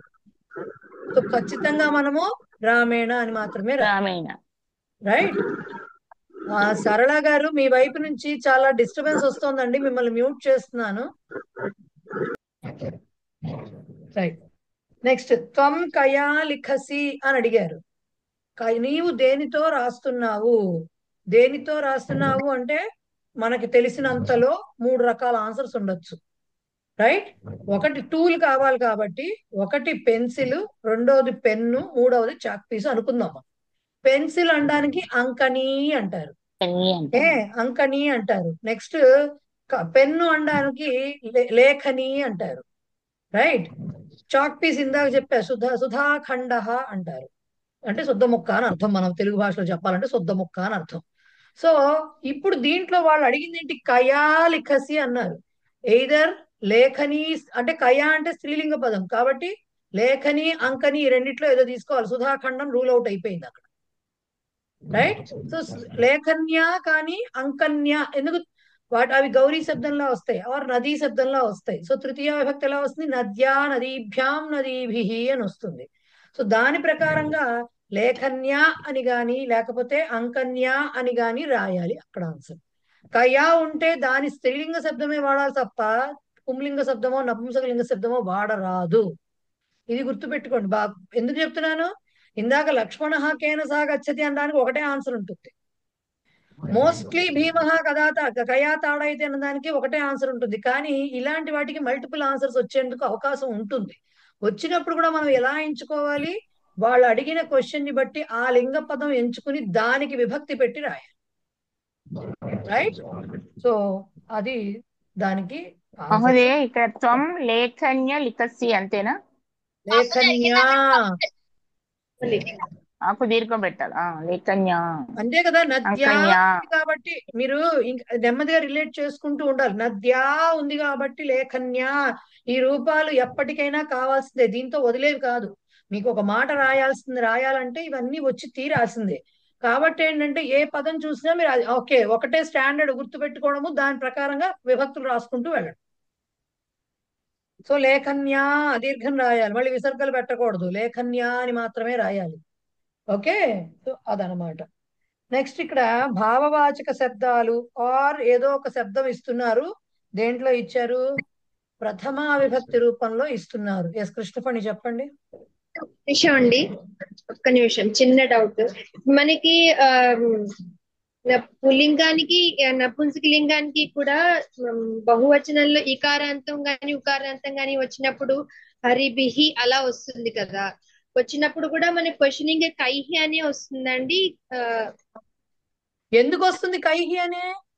తృతీయ విభక్తి నుంచి పుంలింగ నపుంసకలింగ రూపాలు ఒకలానే ఉంటాయి. ఆ అంతాల బట్టి అకారాంత పుంలింగంలో తృతీయ ఎలా ఉంటుందో అకారాంత నపుంసకలింగ తృతీయ అలాగే ఉంటుంది. రామేణ రామాభ్యాం రామై జ్ఞానేన జ్ఞానాభ్యాం జ్ఞానై. సో అప్పుడు అంటే ఇకారం అలాగే అలాగే అలాగే అది ఈకారం కూడా హరిణా హరిభ్యాం హరిభిః అక్కడ దధి శబ్దం ఆర్ నేను టిక్ చేయించింది వారి శబ్దం. సో వారినా వారిభ్యాం వారిభిః. అది మన క్వశ్చన్ కూడా అలాగే సేమ్ ఎందుకు ఉంటుంది? కిం శబ్దంలో కూడా అంతే వస్తుంది కదా. మరి కేన కాభ్యాం కైహి పుంలింగంలోనూ కూడా నపుంసకలింగంలో కూడా అదే వస్తుంది. సో అదే రావాలి. ఎలా తెలుస్తుంది మరి ఆన్సర్ ఎలా తెలుస్తుంది? ఒక స్త్రీలింగాన్ని డిఫరెంట్ గా స్త్రీలింగాన్ని డిఫరెంట్ గా వస్తాయి. తృతీయ నుంచి సో ఇప్పుడు బ్రాకెట్స్ లో ప్రథమా విభక్తి రూపం ఇస్తున్నారు. ఎయిదర్ ఏకవచనమో బహువచనమో ఏదో ఒకటి ఇస్తున్నారు. వాటి తాలూకు తృతీయ విభక్తి రూపాలతోటి ఖాళీలు పూరించాలట. కృషిక బ్రాకెట్ లో ఆనంద జీవతి అని ఇచ్చారు. అంటే రైతు ఆనందము జీవిస్తున్నాడు. సో ఆనందముతో అని చెప్పాలి కాబట్టి మనం ఆనందేన అన్నాము. ఛాత్ర సంతోష పాఠం పఠతి. విద్యార్థి సంతోషము పాఠమును చదువుతున్నాడు. ఏం చెప్పాలి అక్కడ? సంతోషేణ అని రాయాలి. ఎందుకు నాకి నా రాస్తామనేది ఇప్పుడిప్పుడే తేలదు విషయం. సో నా రాయాలి సంతోషేణ. పొరపాటు మీకు గుర్తుకు రాక నా రాసినా కూడా ప్రవేశ లెవెల్లో పట్టించుకో. కాబట్టి వీలైనంత వరకు గుర్తుపెట్టుకోండి సంతోషేణ. రైట్. సేవక దండ, అది దండ సునకం తాడైతి. సేవకుడు దండ అంటే కర్ర, కుక్కను కొడుతున్నాడు. సునకం తాడైతి. ఇప్పుడు ఏం చెప్పాలి అక్కడ? దండేన. దండ అనేది పుంలింగ శబ్దం కాబట్టి రామ శబ్దంలా వస్తుంది. దండేన. నెక్స్ట్ భక్త పుష్పాణి దేవం పూజయతి. భక్తుడు పుష్పములు దేవుని పూజిస్తున్నాడు. ఏం చెప్పాలి? పుష్పై. ఎందుకు రాసాం బహువచనం? అక్కడ పుష్పాణి అని ఇచ్చారు కాబట్టి. ఓకే. నెక్స్ట్ సౌచిక అంటే టైలర్. కర్తరి అంటే కత్తెర, సిజర్స్. ఓకే. వస్త్రం కర్తయతి. టైలర్ దర్జీవాడు కత్తెర వస్త్రమును కట్ చేస్తున్నాడు అంటే చింపుతున్నాడు. కర్తయతి అంటే తెలుగులో చెప్పుకోవాల్సింది అలాగే చెప్పుకోవాలి.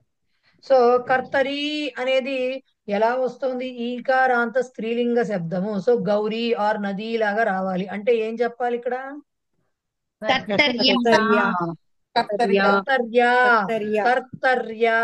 కర్తర్య అని రాయాలి. ఓకే. నెక్స్ట్ సందీప మిత్రాణి సహ క్రీడతి. ఇక్కడ సహ వచ్చింది. సో సందీపుడు మిత్రులు స్నేహితులు సహ క్రీడతి. ఏం చెప్పాలి అక్కడ? మిత్రేణ సహ మిత్రైః. పుష్పాణి ఉంటే పుష్పాణి వచ్చి పుష్పై అని ఇచ్చాం కదా. ఇక్కడ మిత్రైః. ఓకే. సో అక్కడ మిత్రం ఇస్తే మిత్రేణ కరెక్ట్. బట్ బహువచనం ఇచ్చారు కాబట్టి మిత్రైః రాయాల్సిందే. సో నావిక అంటే నావ నడిపేవాడు. నౌక అంటే నావ. నదీం తరతి. నావికుడు నౌక నదిని దాటుతున్నాడు. సో నౌక రమా శబ్దంలా వస్తుంది, స్త్రీలింగ శబ్దం. దీనికి ఇప్పుడు ఎలా చెప్పాలి? నౌకాయ అనకూడదు. నౌకయ. రమా శబ్దంలో రమయ రమాభ్యాం రమాభిః వస్తుంది. సో నౌకయ అనాలి అక్కడ దానికి.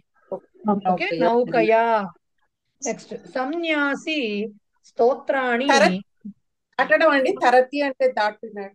తరతి అంటే ఈదడం అని వస్తుంది. ఇక్కడ దాటడం అని వస్తుంది. ఇక్కడ నదిని ఈదడం కాదు కదా, నది దాటడం.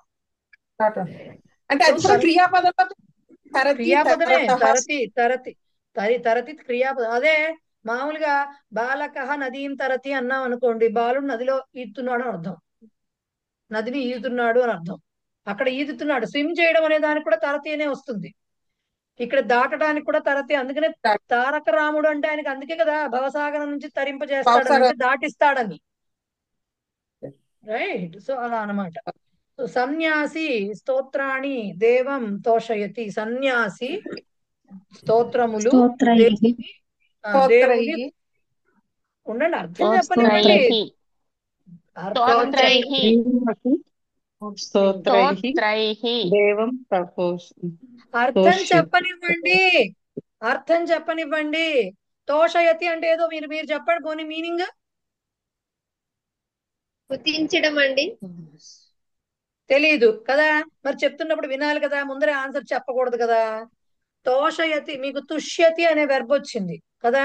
తుష్యతి అంటే వాడికి వాడు సంతోషించడం. పఠతి పాఠయతి ఎలా వచ్చాయి? పఠతి అంటే చదవటం, పాఠయతి అంటే చదివించటం, బోధించటం. సో తుష్యతి అంటే వాడికి వాడు సంతోషించడం, తోషయతి అంటే సంతోష పెట్టటం. ఇక్కడ ఏం చేస్తున్నాడు? సన్యాసి స్తోత్రములతో దేవుని సంతోషింపజేస్తున్నాడు, సంతోష పెడుతున్నాడు. అర్థం తెలుసుకోకపోతే వాక్య ప్రయోగాలు ఎలా చేస్తారండి? ఫిల్ ది బ్లాంక్స్ ఇదే వాక్యం ఇస్తారని లేదు కదా, అర్థం తెలుసుకోవాలి. స్తోత్రైః కరెక్ట్ ఆన్సర్. నెక్స్ట్ బాలిక అంగుళ్య గణనాం కరోతి. బాలిక బాలిక అంగుళ్య, ఇందాక నేను మెసేజ్ లో కూడా పెట్టా, అంగుళీ అంటే వేలు. ఓకే, అంగుళ్య అంటే వేళ్ళు, స్త్రీలింగ శబ్దం. నదీ నద్యౌ నద్య లాగా అంగుళీ అంగుళ్యౌ అంగుళ్య అని వస్తుంది. సో అదే ఇచ్చారు బహువచనంలో. వాటితో గణనాం కరోతి, లెక్క పెడుతున్నది, లెక్కను చేస్తున్నది, లెక్కింపును చేస్తున్నది అంటే లెక్క పెడుతున్నది అని అర్థం మన భాషలో. రైట్. సో ఇప్పుడు అంగుళ్య వచ్చింది అంటే బహువచనంలో వచ్చింది. దీనికి బహువచనంలోనే స్త్రీలింగ పదం. అది ఎలా చెప్పాలి? తృతీయ విభక్తి. అంగుళ్య అంగుళ్య అంగుళీభిః అది ఎవరో చెప్పారు, అంగుళ్య అంగుళీభిః. ఎలా వచ్చింది? అంగుళి నదీ నద్యౌ నద్య, నదీం నద్యౌ నదీః, నద్యా నదీభ్యాం నదీభిః. ప్రతి దానికి రిఫరెన్స్ ఉండాల్సిందే, ప్రతి దానికి బాగా అలవాటు పడేంత వరకు వెళ్లాల్సిందే. మొదటి వరకు డైరెక్ట్ గా 20వ నంబర్ చెప్పరు, లేకపోతే ఐదేళ్ళు అంతా చెప్పమంటే మనకు రాదు అనుకోండి, ఏం చేస్తాం? ఒక 5 అయితే ఒక 2 దగ్గర నుంచి మొదలు పెడతాం. రైట్, అక్కడి నుంచి మొదలు పెట్టాల్సిందే. మనకు రానప్పుడు, మనకు వచ్చేసిన తర్వాత గుర్తుంటుంది, రాకముందు ఏం చేస్తాం? మొట్టమొదటి నుంచి రావాల్సిందే కదా. సో అలా అన్నమాట. సో అంగుళీభిః గణనాం కరోతి. నెక్స్ట్ ఛాత్రాః అధ్యాపికాః సహ సంభాషంతే. విద్యార్థులు అధ్యాపికాః, అధ్యాపకాః అంటల్లా అధ్యాపికాః అంటున్నారు, అంటే స్త్రీలు, లేడీ టీచర్స్, వారితో మాట్లాడుతున్నారు. అధ్యాపిక అనేది రమా శబ్దంలా వస్తుంది, ఆకారాంత స్త్రీలింగం. ఎలా చెప్పాలి ఇప్పుడు తృతీయ బహువచనం? అధ్యాపిక మళ్ళీ మళ్ళీ చెప్పండి. అధ్యాపికాభిః కరెక్ట్ కరెక్ట్. అధ్యాపికాభిః, రమాభిః లాగా అధ్యాపికాభిః. ఓకే, అధ్యాపికాభిః. నెక్స్ట్ రామః రాక్షసాః సహ యుద్ధం కృతవాన్. రాముడు రాక్షసులు కలిసి యుద్ధం చేశాడు. రాక్షసాః అనేది కూడా పుంలింగ శబ్దము, బహువచనం రామాః లాగానే వస్తుంది, రాక్షసాః. సో ఏం చెప్పాలి? రాక్షసైః రాక్షసైః అని చెప్పాలి. సో రాక్షసైః సహ యుద్ధం కృతవాన్. ఓకే, అది పట్టుకొచ్చాయి. నెక్స్ట్ అవ్యయాలను ఉపయోగించి కింద వాక్యాలను సంస్కృతంలోకి అనువదించాలట. అవ్యయాలు అంటే మీకు లిస్ట్ ఒకటి ఇచ్చారు చూడండి, అక్కడ బహిహి అంతః అవన్నీ ఇచ్చారు చూసారు, వాటిని ఉపయోగిస్తూ రాయాలట. పిల్లి ఇంటి లోపల ఉన్నది. పిల్లి అనడానికి ఏమనాలి? మార్జాల మార్జాలః గృహం అంతః. ఉండండి ఉండండి ఉండండి సరళ గారు, ఉండండి కొంచెం సేపు. ఒక్కొక్క వర్డ్ కి చెప్పనివ్వండి, లేకపోతే ట్రాన్స్లేషన్స్ మీకు కష్టం అవుతాయి. 10 మార్కులు ట్రాన్స్లేషన్, 1, 2 కాదు. కొంచెం తెలుసుకుంటూ ఉండండి, ఎందుకంటే విభక్తి దోషాలు కూడా వస్తాయి ఇక్కడ మీకు. పిల్లి అనడానికి మార్జాలహ అనొచ్చు, మార్జారహ అనొచ్చు, రెండు కరెక్టే. సో మార్జారహ. ఇంటి అనే దానికి పక్కన పెట్టి ముందు లోపల అనడానికి ఏం చెప్పాలి? అంతః అంతః. అంతః. ఉన్నది అనడానికి ఏం చెప్పాలి? అస్తి అస్తి ఇంతవరకు అస్తి తెలిసినాయి మీకు, ఇంతవరకు తెలిసే. మార్జాలహ అంతః అస్తి, బాగుంది. ఇప్పుడు దేనికి లోపల అంటున్నారు? ఇంటికి లోపల ఉన్నది. సో ఎప్పుడైతే అంతః అవి వాడుతున్నామో మీకు ఇంకా షష్ఠీ విభక్తి రాలేదు, ఆ రూపం చెప్పాలి కాబట్టి గృహం అనే దానికి షష్ఠీ విభక్తి చెప్పాలి, గృహస్య అని రాయాలి. ఇది రాలేదు కదా మీకు ఇంతవరకు, షష్ఠీ విభక్తి ఇంకా చెప్పలేదు, నేను తృతీయానే చెప్పాను. బట్ వాక్యాలు ఇవ్వాలి కదా మరి, వాళ్ళు ఇవ్వాలంటే అన్ని విభక్తులు కలుస్తూ ఉంటాయి మధ్య మధ్యలో. కాబట్టి ఎప్పుడైతే అంతః అన్నారనుకోండి, గృహస్య అంటే షష్ఠీ విభక్తి వాడాలి. సో దానికి గృహంకి షష్ఠీ విభక్తి గృహస్య, కాబట్టి గృహస్య అంతః అస్తి అని చెప్పాలి. ఓకే, గృహం అంతః అనకూడదు, గృహస్య అంతః అనే రాయాలి. ఓకేనా? మహోదయ ఉమ్, మహోదయ ఇప్పుడు షష్ఠి విభక్తి అనేది మీరు ఏదైతే అన్నారో లోపట, ఇంటి లోపట అంటే గృహస్య అని అన్నారు. ఉమ్. అంటే మనం యూజువల్లీ షష్ఠి విభక్తి పాజిటివ్ కూడా వాడతాం కదా. ఈ పుస్తకం ఎవరిది అని అంటే, ఈ పుస్తకం రాముడిది అని అంటే రామస్య సీతస్య అని. మరి సీతస్య అది అనరు possessive- తల్లి, సీతస్య ఆ, అనరు, సీతాయా అంటారు. సీతస్య వద్దులే, సీతయ్య. రామస్య వరకు బాగుంది, రామస్య వరకు సీతయ్య. బాగుంది, అంతవరకు చాలు మనకి. ఆ, మీ క్వశ్చన్ కి ఆన్సర్ చెప్తా వినండి. షష్ఠి పొజెసింగ్ అంటే యాక్చువల్ గా పొజెసింగ్ రిలేషన్షిప్ చెప్తుంది షష్ఠి. ఇంకా షష్ఠి చెప్పలేదు కదా మీకు నేను అంతవరకు. సో రిలేషన్షిప్ చెప్తుంది. ఇప్పుడు ఈ లోపల అనేది దేనికి సంబంధించిన లోపల? ఆఫీస్ లోపల, స్కూల్ లోపల, ఇంటి లోపల, లేకపోతే గుడిసె లోపల, గుడి లోపల. ఈ లోపల అనే ప్లేస్ దేనికి రిలేటెడ్ గా ఉంది? గృహంకి రిలేటెడ్ గా ఉంది, కాబట్టి దానికి షష్ఠి రావాలి.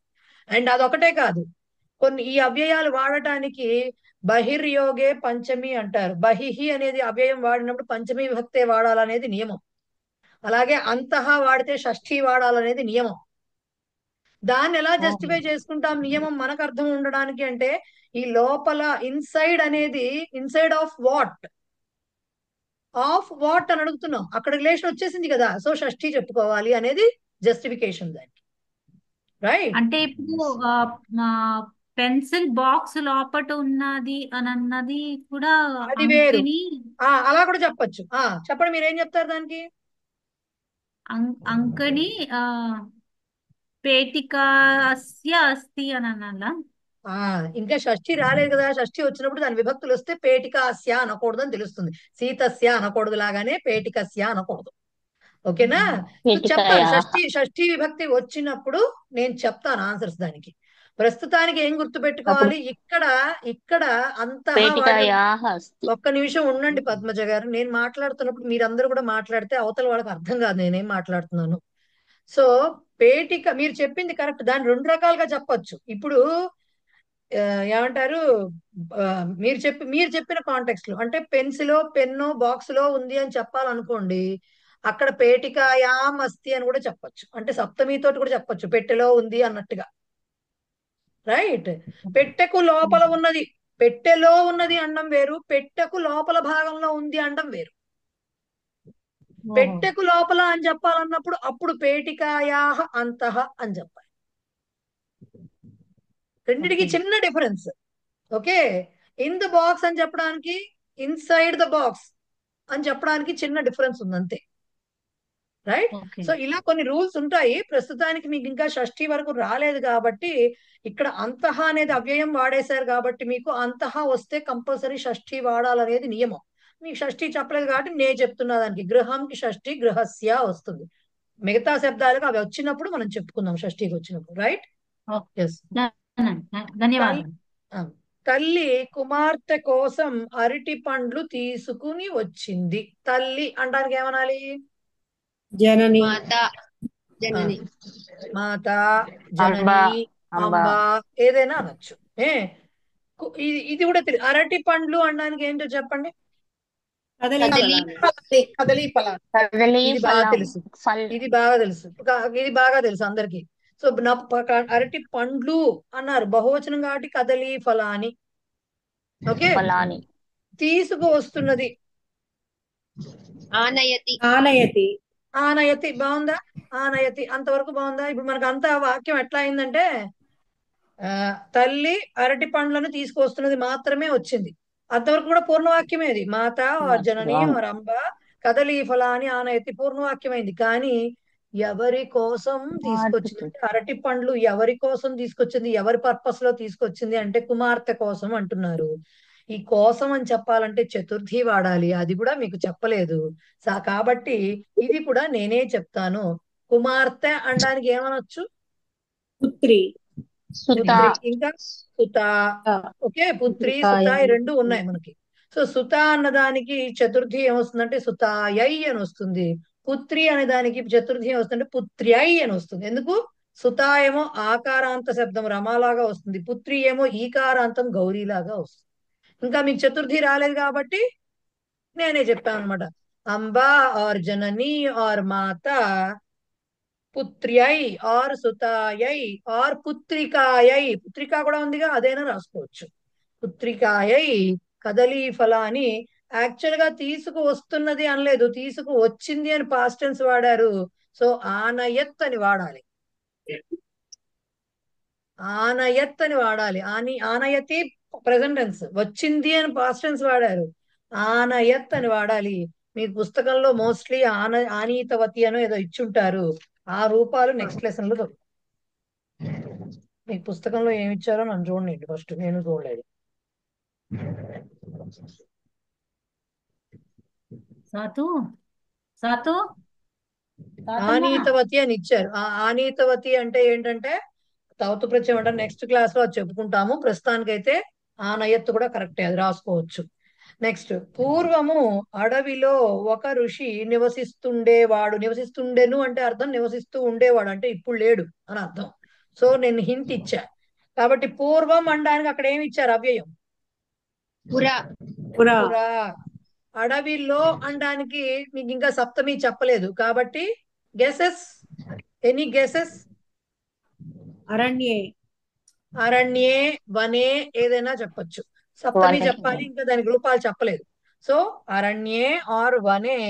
ఒక అనడానికి ఏమని చెప్పాలి? ఏకః. ఏకః. ఋషిః, ఋషి అన్నా కూడా ఋషిః అని చెప్పాలి. హరిశబ్దంలో వస్తుంది. ఋషిః. నివసిస్తుండేవాడు అంటే ఎలా చెప్పాలి? ఇది మీకు తెలుసు. అంతే, కరెక్ట్. వసతి స్మ ఆర్ నివసతి స్మ. ఓకే, పురా అరణ్యే ఏకః ఋషిః నివసతి స్మ ఆర్ వసతి స్మ. ఓకే, నెక్స్ట్, ఆ ముదుసలి స్త్రీ మెల్లగా మాట్లాడుతున్నది. ఇక్కడ ముదుసలి స్త్రీ అంటే ముసలి స్త్రీ అంటే ఓల్డ్ ఉమన్ అనడానికి ఒక్కటే మాట రాయొచ్చు. వృద్ధా ఓల్డ్ ఉమన్. వృద్ధ అంటే పుంలింగం, దానికి స్త్రీలింగ పదం వృద్ధా, దీర్ఘం ఇవ్వాలి.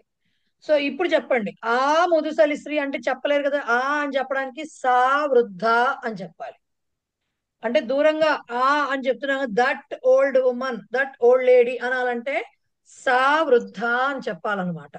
అదే ఈ ముదుసలి అంటే ఏషా వృద్ధ అని చెప్పాలి. ఓకే, దగ్గరలో ఉంటే ఏష, ఈ అంటే మన దగ్గరగా ఉన్నట్టు, ఆ అంటే దూరంగా ఉన్నట్టు. సో సా వృద్ధ మాట్లాడుతున్నది అంటే వదతి. చాలు, సింపుల్. వదతి.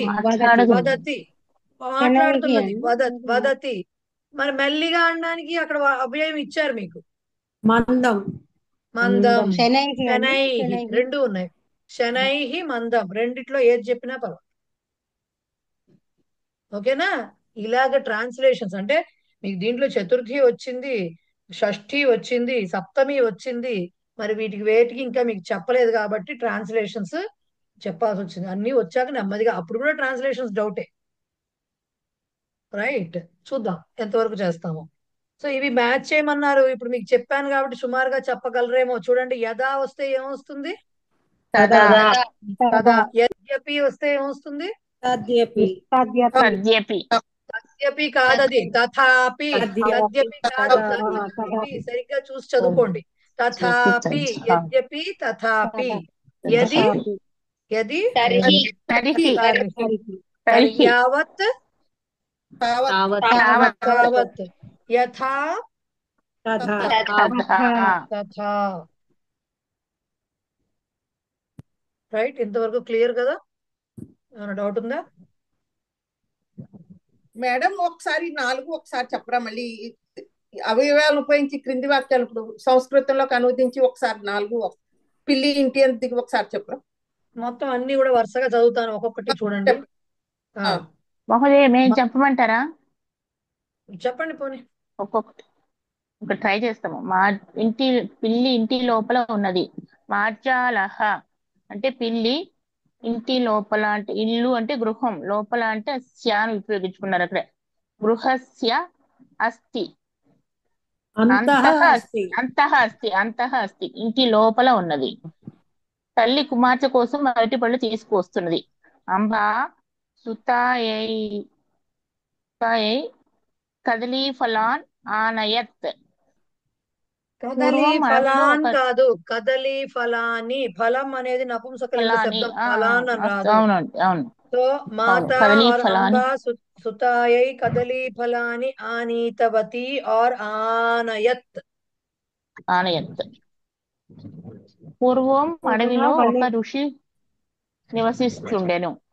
పుర వనే ఏకః ఋషి అని చెప్పాలి కదా మహోదయ ఇక్కడ. అవును అవును, ఋషి వసతి స్మ. వసతి స్మ और నివసతి స్మ. అస్తు. ఆ ముదుసలి స్త్రీ మెల్లగా మాట్లాడుతున్నది. తా వృద్ధ శనైః వదతి. सा वृद्धा मंदम वदति और सा वृद्धा शनैः वदति. రైట్, మహోదయ అంతేనండి. నాకు వేరే ఉన్నాయండి. ధన్యవాదాలు. చెప్పండి, మీకేమున్నాయి చెప్పండి. తూ చుప్ రహ్ అనేసింది. తూ చుప్ రహ్ కదా. తూ అనడానికి ఏమనాలి? తూ అనడానికి ఏమనాలి? త్వం. చుప్ రహ్ అనడానికి ఏమనాలి? చుప్రాను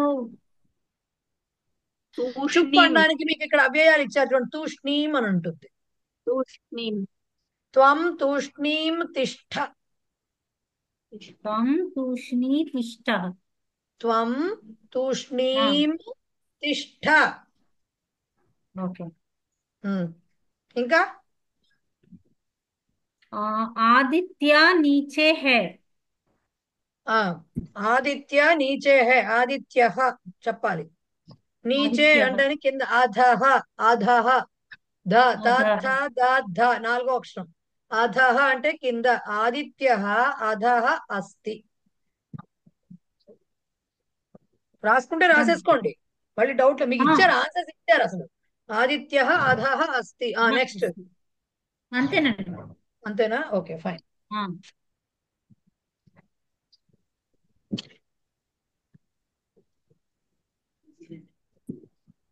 నెక్స్ట్ మీకు నెక్స్ట్ ఇచ్చిన పాట సంస్కృత వ్యవహారంలో 130వ పేజీ. సంస్కృత వ్యవహారంలో సప్త కకారాల్లో మనం నేర్చుకుంటున్నాం కదా, దాంట్లో కథం అనేది ఇవాళ చెప్పుకుంటున్నాము. కథం అంటే ఏంటి? హౌ, ఎట్లా అని అర్థం. కైసే హిందీలో అయితే. సో కథం ఎట్లు. దానికి కథం అని ఎప్పుడైతే ఇచ్చామో అది యాడ్వర్బ్ ఉంటుందన్నమాట. క్రియా విశేషణము ఆన్సర్ గా ఉంటుంది కథం అనేది యూజువల్ గా. ఒక్కొక్కసారి అవ్యయాలు కూడా ఉంటాయి. సో వాతావరణం సమీచీనం అస్తి. సమీచీనం అస్తి, బాగుంది. వాతావరణం బాగుంది. వాతావరణం సమీచీనం. వాతావరణం ఎలా ఉంది అని క్వశ్చన్ వేస్తే వాతావరణం బాగుంది అని ఆన్సర్. సో ఎలా ఉంది, ఎలా అంటే క్వశ్చన్ ఎలా వేయాలి? వాతావరణం కథం అస్తి. కథం కూడా అవ్యయమే కాబట్టి మార్పులు ఉండవు. కథం how is the weather. Weather is good. Okay, so అలా అనమాట. అలాగే నాటకం అత్యుత్తమం అస్తి. నాటకం చాలా బాగుంది. నాటకం ఎలా ఉంది క్వశ్చన్ వేయాలి. నాటకం కథం అస్తి. ఓకే, అత్యుత్తమం అస్తి, దానికి ఆన్సర్ అట్లా వస్తుంది. హౌ అన్నప్పుడు దానికి ఆన్సర్ ఏదైతే చెప్తామో వస్తుంది అది. అలాగే గాయక సమ్యక్ గాయతి. గాయకుడు బాగా పాడుతున్నాడు. కథం గాయతి? సమ్యక్ గాయతి. ఓకే, ఇవన్నీ మీకు వచ్చిన సమీచీనం, అత్యుత్తమం. అత్యుత్తమం కాదు విశేషణం అది. అత్యుత్తమం అనేది మామూలుగా జనరల్ గా వాడినప్పుడు కూడా అది అవ్యయం కింద కూడా వాడుకోవచ్చు. సమ్యక్ అనేది కూడా అవ్యయమే. కూర్మః మందం చలతి, తాబేలు టాటాయిస్ నెమ్మదిగా వెళుతుంది. ఎలా వెళుతుంది టాటాయిస్? కథం చలతి, మందం చలతి. విమానం శీఘ్రం గచ్చతి, విమానం కథం గచ్చతి, శీఘ్రం చాలా తొందరగా వెళుతూ ఉంటుంది విమానము. సో ఇట్లాగా ఏవైతే కథం తోటి క్వశ్చన్ అంటే ఎలా అని వాడతామో దానికి సుందరం అనో, సమ్యక్ అనో, సమీచీనం, ఉత్తమం, మందం, ఇలా రకరకాల ఉచ్చేయి నీచేయి ఎట్లా ఉందో డిస్క్రైబ్ చేస్తున్నాం అంతే కదా, రైట్? సో అలాగా దానికి ఎలా అనేదానికి ఫలానా లాగా అని చెప్పడానికి ఆన్సర్. సో క్వశ్చన్ ఎట్లా అని వేసేందుకు కథం అనేది వాడతాము అనేది దాని యొక్క వివరణ. అంతకుమించి వేరే అక్కడ పెద్ద కష్టమైన విషయం అయితే ఏమీ లేదు అక్కడ, రైట్? బట్ తర్వాతది గుర్తుంచుకోవాల్సింది ఆల్రెడీ మీకు ఒకసారి చెప్పాను నేను, బట్ మళ్ళీ చెప్తున్నాను. ఎప్పుడైతే ఇది ఒక పదంలో, ఇదివరకు మీకు ఏం చెప్పాను, మకారము రాయాల్సింది ఎక్కడెక్కడ రాయాలి, అనుస్వారం ఎక్కడెక్కడ పెట్టాలి అని చెప్పాను, రైట్? ఒకవేళ పదం తర్వాత వచ్చే పదం గనక స్వరాక్షరంతో మొదలవుతూ ఉంటే మకారంతో ఎండ్ చేసుకోవాలి. అహం ఆగచ్చామిలో అహంలో మకారం ఉండాలి అన్నాం. అలా కాదు, వ్యంజనాక్షరంతో స్టార్ట్ అవుతుంటే తర్వాత వచ్చే పదము అనుస్వారం పెట్టాలి అన్నాం. అహం గచ్చామి అన్న చోట గా అనేది వ్యంజనం కాబట్టి అహంలో డాట్ పెట్టాలి, అనుస్వారం పెట్టాలి, అది తెలుసుకున్నాం. అదొకటే కాకుండా వాక్యంలో ఎండింగ్ లో గనక అనుస్వారంతో ఎండ్ అవుతూ ఉంటే అప్పుడు దానికి నగరం అని వచ్చింది అనుకోండి, చివరిలో ఎండ్ అయింది అనుకోండి, దానికి లేకపోతే అహం నగరం అగచ్చం అని చెప్పాలి. నేను నగరానికి వెళ్ళాను అని చెప్పాం. వెళ్ళాను అని అగచ్చంతో ఎండ్ అయింది, అప్పుడు వాక్యంతో వాక్యం ఫుల్ స్టాప్ ముందర ఉంది కాబట్టి ఆ పదం అగచ్చంలో మకారం ఉంది, అది మకారంగానే రాయాలి, అనుస్వారంగా రాయకూడదు. ఎందుకు? వాక్యాంతంలో ఉంది కాబట్టి. ఇవన్నీ మనం చెప్పుకున్నాం ఇదివరకు. అప్పుడు ఎలా చెప్పాము, రెండు పదాల గురించి మాట్లాడుతున్నాం ఎంతసేపు, దాని పక్క పదము లేకపోతే ఎండింగ్ ఆఫ్ ది సెంటెన్స్ అని చెప్పుకున్నాం. ఇప్పుడు చెప్పేది అలా చెప్పట్ల, ఒక్క పదంలో విషయమే చెప్తున్నారు ఇక్కడ, with in that same word చెప్తున్నారు అనమాట. ఇక్కడ ఏం చెప్తున్నారు, ఎప్పుడైతే సేమ్ వర్డ్ లో పైన గనక అనుస్వారం మధ్యలో వస్తాయి కదా కొన్నింటికి, ఇప్పుడు మందం అన్న చోట మందం అని చెప్పి పలుకుతున్నాం మనం.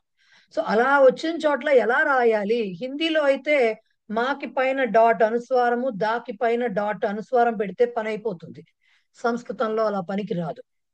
ఎందుకు పనికి రాదు అంటే దానికి రూల్స్ ఉన్నాయన్నమాట. ఆ రూల్స్ ఎలా ఉంటాయి, సేమ్ రూల్ వర్తిస్తుంది. ఎప్పుడైతే ఈ అంటే చిన్న మార్పుతోటి, ఇప్పుడు మందం అని ఉందనుకోండి, మమ్మ దమ్ రెండు అక్షరాలు కదా అవి. ఆ రెండు అక్షరాల్లో మమ్మ తర్వాత రెండో అక్షరం దమ్ సంగతి పక్కన పడేయండి. మమ్మ తర్వాత మరి మా రాసినప్పుడు పైన డాట్ పెట్టాలా, ఏం చెయ్యాలి? సో మమ్మ అని వచ్చినప్పుడు పక్కన గనక దమ్, దా అనేది వ్యంజనాక్షరం, రైట్? సో ఆ వ్యంజనము ఏ వర్గానికి చెందింది? తవర్గానికి చెందింది. తా థ ద ధ న, సో తవర్గాక్షరం అది. సో దాంట్లో అనునాసిక ఏమిటి? అనునాసిక అంటే చివరి అక్షరం, పంచమాక్షరం. నా అనేది పంచమాక్షరం. సో అనుస్వారం తర్వాత వర్గీయ వ్యంజనం అంటే ఆ వ్యంజనాల్లో ఏదో ఒకటి వ్యంజనం వస్తున్నప్పుడు ఆ వ్యంజనము ఏ వర్గానికి చెందిందో ఆ వర్గం యొక్క అనునాసిక ఆ అనుస్వారం ప్లేస్ లో అంటే డాట్ ప్లేస్ లో రాయాలి. సో మమ్ దమ్ అని మమ్మ పైన మాకి పైన చుక్క పెట్టి రాయకూడదు, మా తర్వాత హాఫ్ న రాసి దమ్ రాయాలి. ఓకే, ఇది వరకు మీకు చెప్పింది రెండు పదాల గురించి చెప్పాం. ఇప్పుడు రెండు పదాల గురించి మాట్లాడట్లే, అది మకారం ఎప్పుడు రాయాలి అని చెప్పాం. ఇది అలా కాదు, అనుస్వారం ఇక్కడ మకారాలు రావు, ఇక్కడ అనునాసికలు వస్తాయి, వర్గ పంచమాక్షరాలు వస్తాయి అన్నమాట. అంటే పంచమాక్షరాలు ఏంటి? కవర్గంలో ఉన్నటువంటి అనునాసిక అంటే పంచమాక్షరం ంగా, తర్వాత జ్ఞ అంటారు, తర్వాత ణ, తర్వాత న, తర్వాత మా. సో ఒక పదంలో అనుస్వారం వచ్చినప్పుడు అనుస్వారం తర్వాత వచ్చిన వ్యంజనాక్షరం ఉన్నప్పుడు ఆ వ్యంజనాక్షరమే ఉంటుంది. యూజువల్ గా అచ్చులు రావు కదా, పదం మధ్యలో అచ్చులు రావు. సో హల్లు వస్తుంది. ఆ హల్లు దేనికి ఏ వర్గానికి చెందిందో ఆ వర్గం యొక్క అనునాసిక రాయాలి తప్ప అనుస్వారం ప్లేస్ లో మనము అనుస్వారం రాయకూడదు. ఎగ్జాంపుల్స్ చూడండి ఒక్కసారి.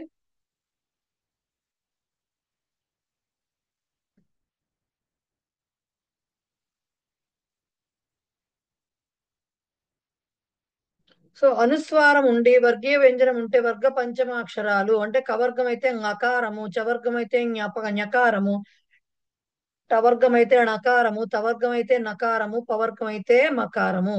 ఎగ్జాంపుల్ ఏంటి? అంకహ అని ఉందనుకోండి, అమ్మ కహ యాక్చువల్ గా. సో క అనే వర్గంలోని అనునాసిక ఏదైతే ఉందో ఆ డాట్ ప్లేస్ లో ఆ అలాగే ఉంటుంది, ఆ అనుస్వారం ప్లేస్ లో అకారం వచ్చి అంకహ అని ఇలా సంయుక్తాక్షరంగా ఇలాగే రాయాలి. సంస్కృతంలో అంకహ అని ఇలా రాయకూడదు. ఈ ప్లస్ తీసేసి దీనిలాగా రాయకూడదు. సంస్కృతంలో ఇలాగే రాయాలి అంకహ అంటే. అలాగే మండనం, మండనం అంటే అలంకారము అని అర్థము. మండనం అనేది కూడా అలాగే రాయాలి.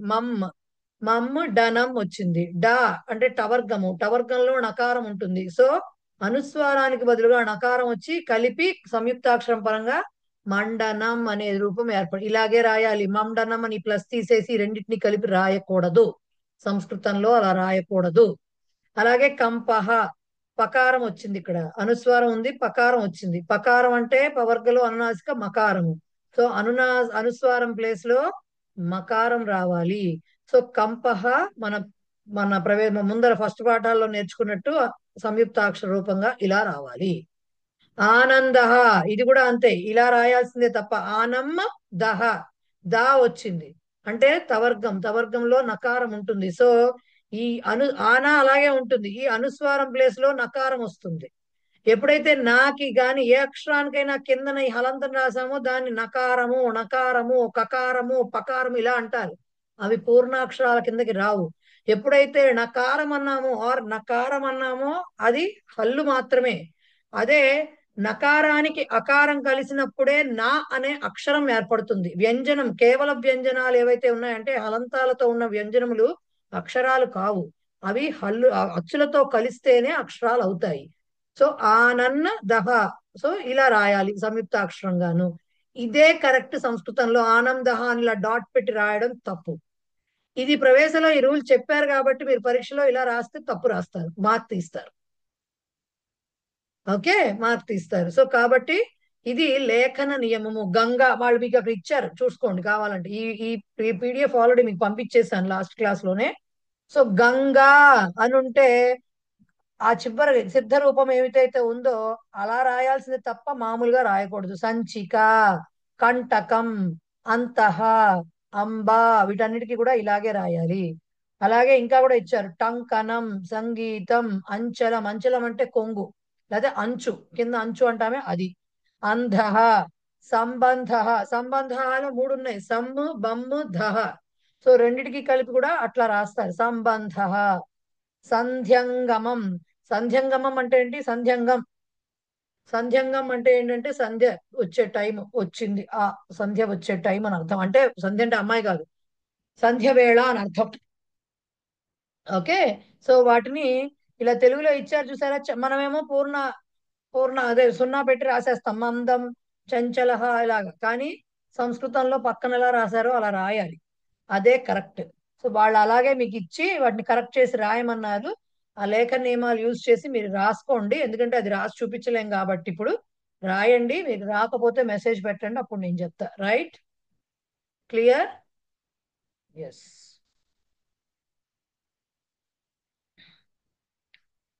టైం ఎంత అయింది? 4:27. లెసన్ ఎండింగ్ మీ యొక్క ఆన్సర్ ఉత్తర ఆన్సర్స్ ఇవ్వలేదండి, పంపించలేదు మీరు.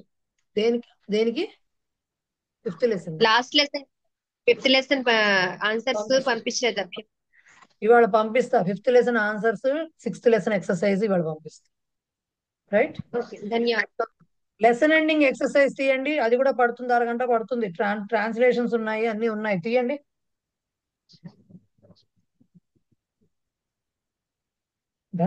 భవిష్యత్ కాల క్రియాపదాలు మాత్రమే ఉపయోగించి ట్రాన్స్లేట్ చేయాలట. ఇక్కడ వాళ్ళు క్లాస్ ఇచ్చారు. రాముడు రేపు పట్టణానికి వెళ్ళును. ఎవరు చెప్తారో హ్యాండ్ రైజ్ చేయండి, వాళ్ళనే అడుగుతా నేను, అందరినీ అడగను.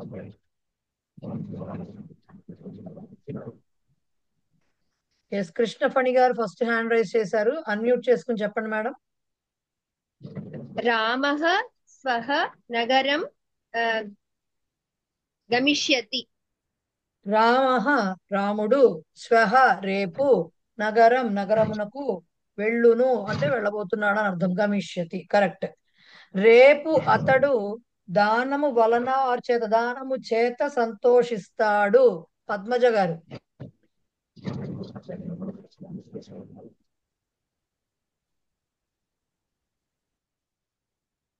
రేపు అంటే స్వహ, స్వహ సహ, దానము వలన, ఆ, దానము వలన, వలన కాదు చేత అనుకుని చెప్పండి.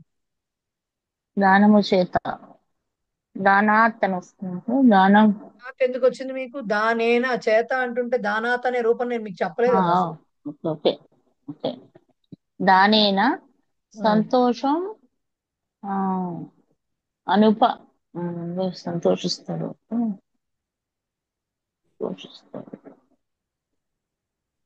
మోదతే, సంతోషిస్తాడు. మోదతే క్రియాపదం తీసుకుని చెప్పండి. Okay okay. స్వహ సహ దానేనా సంతోషిస్తాడు. అయిపోయింది కదా. మోదితవాన్ ఎక్కడొచ్చిందండి అసలు? ఆ రూపమే నేను చెప్పలేదు. మోదితవాన్ అనే రూపం మీకు ఎక్కడి నుంచి వచ్చింది? భవిష్యత్ కాల రూపాలు వాడాలని చెప్తుంటే వాళ్ళు. మోదిష్యతే, మోదిష్యతే, మోదిష్యతే. మీ వాక్యం నెక్స్ట్ వాక్యం చూసుకుంటూ ఎవరు చెప్పగలరో చేయొద్దని, లేదంటే హ్యాండ్ డౌన్ చేసేసేయండి. సో శ్వహ, స్వహ అనకూడదు, దాన్ని పలికేటప్పుడు శ్వహ అని పలకాలి. శ్వహ సహ దానేన మోదిష్యతే అని చెప్పాలి. రైట్. నెక్స్ట్ నెక్స్ట్ వాక్యము, వచ్చే సంవత్సరం నేను రావటం లేదు.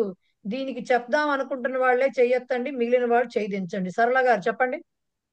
ఆగామి వత్సరే అహం నా గమిష్యామి, నా గమిష్యామి, గమిష్యామి, వెళ్ళటం లేదంటలే, రావట్లేదు అంటున్నారు. ఆగమిష్యామి, నా ఆగమిష్యామి, ఆగామి వత్సరే ఆర్ ఆగామి వర్షే, ఆగామి సంవత్సరే ఏదైనా అనొచ్చు. అహం న ఆగమిష్యామి కరెక్ట్. నెక్స్ట్ది, ఆమె విమానం ద్వారా ఢిల్లీ వెళ్ళబోతున్నది. ఎవరు చెప్తారు? కృష్ణఫణి గారు మీ హ్యాండ్ రైజ్ చేసింది. చెప్దాం అనుకుంటున్నారా, వద్దనుకుంటున్నారా? చెప్తానంటే చెప్పండి. చెప్తానండి. చెప్పండి. సా విమానేన దహల్యా గమిష్యతి. దెహల్యా కాదు, ఢిల్లీకి వెళ్ళబోతోంది. దేహలీం గమిష్యతి. దేహలీ అనేది ప్రథమా విభక్తి.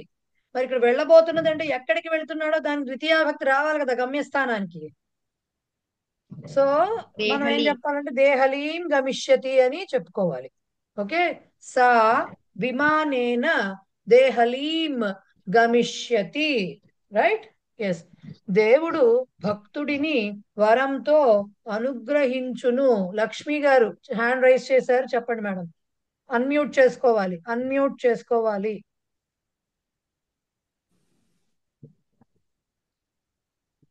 చెప్పండి. దేవః భక్తం వరేణ అనుగ్రహిష్యామి. ఇది కొంచెం చెప్పడం మీకు కష్టమే, చెప్తాను. అనుగ్రహిష్యతి, అనుగ్రహిష్యతి, అనుగ్రహిష్యతి అని ఉంటుంది అక్కడ. మీరు ఎలా రాయాలో తెలియకపోతే మీ ఆన్సర్స్ లో ఇస్తారు, చూసుకుని రాయండి. అనుగ్రహిష్యతి దీర్ఘం ఇవ్వాలి. అనుగ్రహిష్యతి. సో మిగతాదంతా కరెక్టే. దేవః భక్తం వరేణ అనా రాయాలి. వరేణ అనుగ్రహిష్యతి. గ్ర అంటే ఇలా రాయాలి, కిందకి రాయాలి, గాకి కిందకి. అనుగ్రహిష్యతి. చూడండి, రాసుకున్న ఆన్సర్ లో ఇచ్చారు, చూసుకోండి. రైట్. నెక్స్ట్ది, ఇక ముందు జనులు నిన్ను మెచ్చుకొనరు. మోస్ట్లీ చెప్పలేకపోవచ్చు. ఇక ముందు అంటే ఈ పైన, ఇంక ముందు అంటే ఇతః పరం అని చెప్పాలి. ఇతః పరం జనాః త్వాం, నిన్ను అంటే త్వాం అని చెప్పాలి, ద్వితీయ విభక్తి. త్వాం న శ్లాఘిష్యంతే, న శ్లాఘిష్యంతే. ఓకే. ఇతః పరం జనాః త్వాం న శ్లాఘిష్యంతే, అది రాయాల్సిన ఆన్సర్ దానికి. నెక్స్ట్ రైతు గడ్డితో చాపను చేయును. ఇది కూడా కష్టమే మీకు. రైతు వరకు చెప్తారు. కృషకః ఆర్ కృషికః. గడ్డి అంటే తృణం. సో తృణేన ఆర్ తృణై చెప్పచ్చు. గడ్డితో అనగా తృణేన అని చెప్తే చాలు. చాప అంటే కటం అంటారు. సో కటం కరిష్యతి. ఓకే.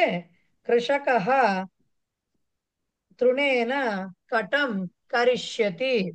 నెక్స్ట్ నేను పద్యాలతో వాక్యాలు రాస్తాను. నేను అహం పద్యాలతో. పద్యం అనేది నపుంసకలింగ శబ్దము. పద్యం పద్యే పద్యాని కాబట్టి పద్యైహి అని రాయాలి. తృతీయ విభక్తి బహువచనం. సో అహం పదాలతో అన్నారు కదా. సో పదైహి. పదం కూడా సంస్కృత పదం, ఇది నపుంసకలింగమే. పద్యైహి అని చదివాను ఏంటో నేను. సో అహం పదైహి ఆర్ శబ్దైహి కూడా రాయొచ్చు. Anything is fine. శబ్ద అంటేనేమో పుంలింగం, పదం అంటే నపుంసకలింగం. సో పదైహి వాక్యాని. వాక్యం నపుంసకలింగం కాబట్టి ద్వితీయ విభక్తి అయినా కూడా వాక్యములను వ్రాస్తాను కాబట్టి వాక్యానియే ఉంటుంది దాంట్లో. వాక్యాని లేఖిష్యామి. వ్రాస్తాను అంటే ఫ్యూచర్ టెన్స్. లేఖిష్యామి. సో అహం పదైహి వాక్యాని లేఖిష్యామి. ఇది దానికి ఆన్సర్. రైట్. తర్వాత సంస్కృతంలో సమాధానం ఇవ్వాలట. వ్యాఘ్ర కైహి సంచరతి. దేంతో నడుస్తుంది పులి? దేంతో తిరుగుతుంది? కాళ్ళు అంటానికి ఏమంటారు? పాదైహి. పాదః పుంలింగ శబ్దం. పాదః పుంలింగ శబ్దం. సో పాదైహి. నెక్స్ట్ మానవః. పులికైతే 4 కాళ్ళు ఉన్నాయి కాబట్టి బహువచనంలో పాదైహి చెప్తున్నాము. ఇక్కడ మానవః కాభ్యాం చలతి అన్నారు. అంటే 2 కాళ్లే మనకున్నది. సో ద్వివచన ప్రయోగం చేశారు కాభ్యాం అని. చెప్పడం ఆన్సర్ కూడా ద్వివచనంలో చెప్పాలి. ఎలా చెప్పాలి? పాదద్వయం. మానవః పాదద్వయేన చలతి. తప్పు. పాదద్వయేన మాట రాదు. ద్వితీయ కాభ్యాం అంటుంటే అలాగే రావాలి ఆన్సర్. పాదద్వయాం. పాదాభ్యాం. పాదః రామః లాగా వస్తుంది. రామేణ రామాభ్యాం రామైహి. పాదేన పాదాభ్యాం పాదైహి. కరాభ్యాం పాదాభ్యాం అని అష్టాంగ నమస్కారం చేస్తూ ఉంటారు. తెలుసో లేదో ఆ శ్లోకం మరి మీకు. పాదాభ్యాం 2 కాళ్లతో అని అర్థం. సో మానవః పాదాభ్యాం చలతి. దీనికి వేరే ఆన్సర్స్ ఉండవు. ఇదే రాయాలి. ఎందుకంటే మనిషి కాళ్ళతో నడుస్తాడు కానీ చేతులతో నడవడు కదా. వేరే వాటితో నడవలేడు. కాళ్ళతోనే నడుస్తాడు. సో రావణః కైహి యుద్ధం అకరోత్. రావణుడు వేటితో. దీనికి మళ్ళీ 2 ఆన్సర్స్ ఉండొచ్చు. దేనితో యుద్ధం చేశాడు అంటే 2 ఏమిటి 3, 4 ఉండొచ్చు. రావణుడు అస్త్రాలతో యుద్ధం చేశాడు అని చెప్పొచ్చు. ఆరు శస్త్రాలు అస్త్రాలు 2 మాటలు ఉన్నాయి. వాటితో చేశాడని చెప్పొచ్చు. చేతులతో యుద్ధం చేశాడని చెప్పొచ్చు. కోతులతో యుద్ధం చేశాడని చెప్పొచ్చు. ఇక్కడ శరీర అవయవాలతోనే అని ఆన్సర్ చెప్పారు. అట్లా అని నా పుస్తకంలో అలా ఇవ్వలేదు. సో శరీర అవయవాలు చేసేది ఏం లేదు. ఒకటే ఆన్సర్. హస్తైహి ఆర్ కరైహి. నా పుస్తకంలో సంస్కృతంలో సమాధానం అన్నారు కానీ శరీర అవయవాలని చెప్పలేదు. సో కరైహి. వానరులతోటి అంటే ఏం చెప్పాలి అప్పుడు? మానవ అంతే. వానరైహి. సో ఇప్పుడు రావణః కరైహి ఆర్ హస్తైహి యుద్ధం అకరోత్. మానవాః కాభ్యాం కరోతి కార్యం కరోతి. మానవుడు వేటి 2తో పని చేస్తాడు.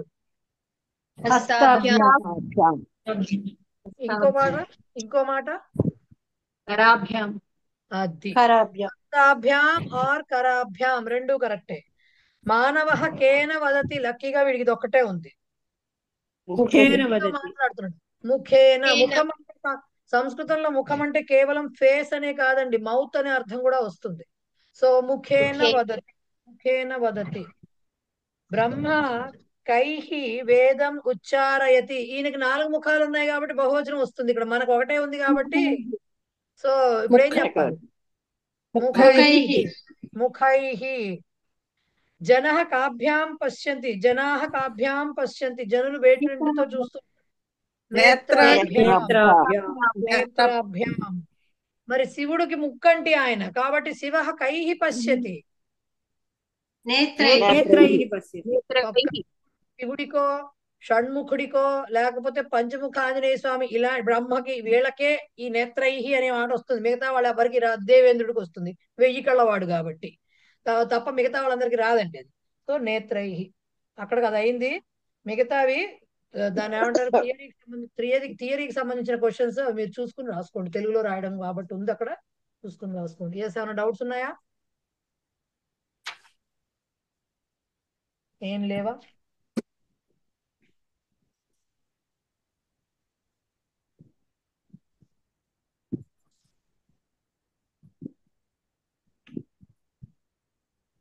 సెవెంత్ లెసన్ గ్రామర్ ఇవాళ చెప్పను, ఎందుకంటే కొంచెం గ్రామర్ ఎక్కువే ఉంది సెవెంత్ లెసన్ లో. చతుర్థి విభక్తి ఉంటుంది, అండ్ తావతు ప్రత్యయం ఉంటుంది, ఉపసర్గల గురించి ఉంటుంది. అవన్నీ ఇప్పుడు కాదు కానివ్వండి. సూక్తి, ప్రహేళిక ఇలాంటివి చెప్పుకుని ఆపేద్దాం. క్లాస్ తీయండి. సెవెంత్ లెసన్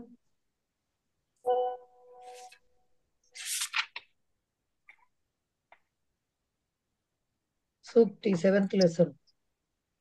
70% సిలబస్ అయిపోతున్నట్లే సెవెంత్ లెసన్కి వచ్చామంటే. రైట్. సో మూఢ పరప్రత్యయనేయ బుద్ధి. మూఢ అంటే మూర్ఖుడు, పర అంటే ఇతరులచే, ప్రత్యయ అంటే ఇతరుల చేత ఆ, చూపించబడిన దారితో, నేయ అంటే తీసుకెళ్లబడేటటువంటి బుద్ధి, బుద్ధి కలిగిన వాడు. అంటే ఏమిటి దానికి అర్థం? వాళ్ళు రాసిందే అక్కడ. వేరే ఎవరో చెబితే గాని వీడు చెయ్యడు, వేరే వాళ్ళ చేత నడిపింపబడేవాడనమాట వీడి. ఎవరు మూర్ఖుడు? వీడంతా వీడికి ఉండదు. వేరే వాళ్ళు మార్గదర్శనం చేస్తే, గైడ్ చేస్తే, వాళ్ళు దారి చూపిస్తే వీడు అలాంటి బుద్ధి, అంటే అవతల వాళ్ళ మీద ఆధారపడిపోయి ఉండే బుద్ధి కలిగి ఉంటాడు అనేది దానికి అర్థం.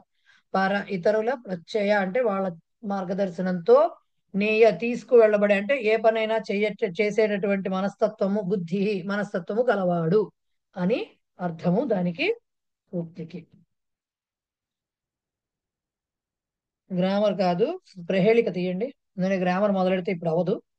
ప్రహేళిక తీయండి.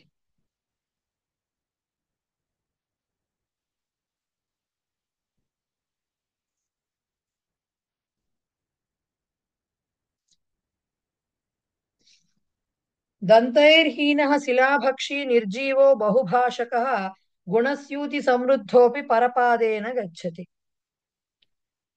దంతైర్హీనః శిలాభక్షీ నిర్జీవో బహుభాషకః గుణస్యూతి సమృద్ధోపి పరపాదేన గచ్చతి.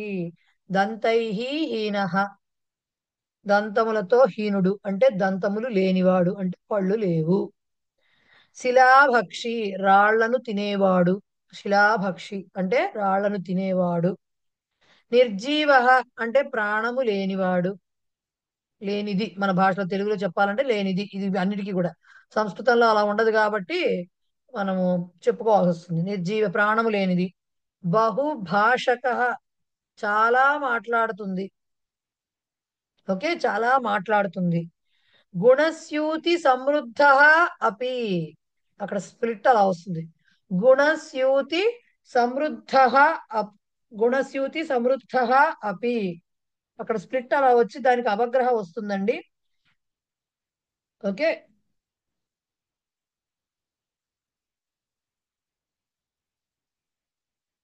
గుణస్యూతి సమృద్ధ అపి, గుణములు అంటే మనకు మామూలుగా మనం చెప్పుకునే సద్గుణాలు, దుర్గుణాలు ఇవి కాదండి వాళ్ళు చెప్తున్నది. ఇక్కడైతే బేసిక్ గా ఒక రకంగా బాగా ఎప్పుడు మననం చేసుకోవాల్సిన విషయం ఏంటంటే, సంస్కృతంలో ఒక పదానికి చాలా అర్థాలు ఉంటాయి.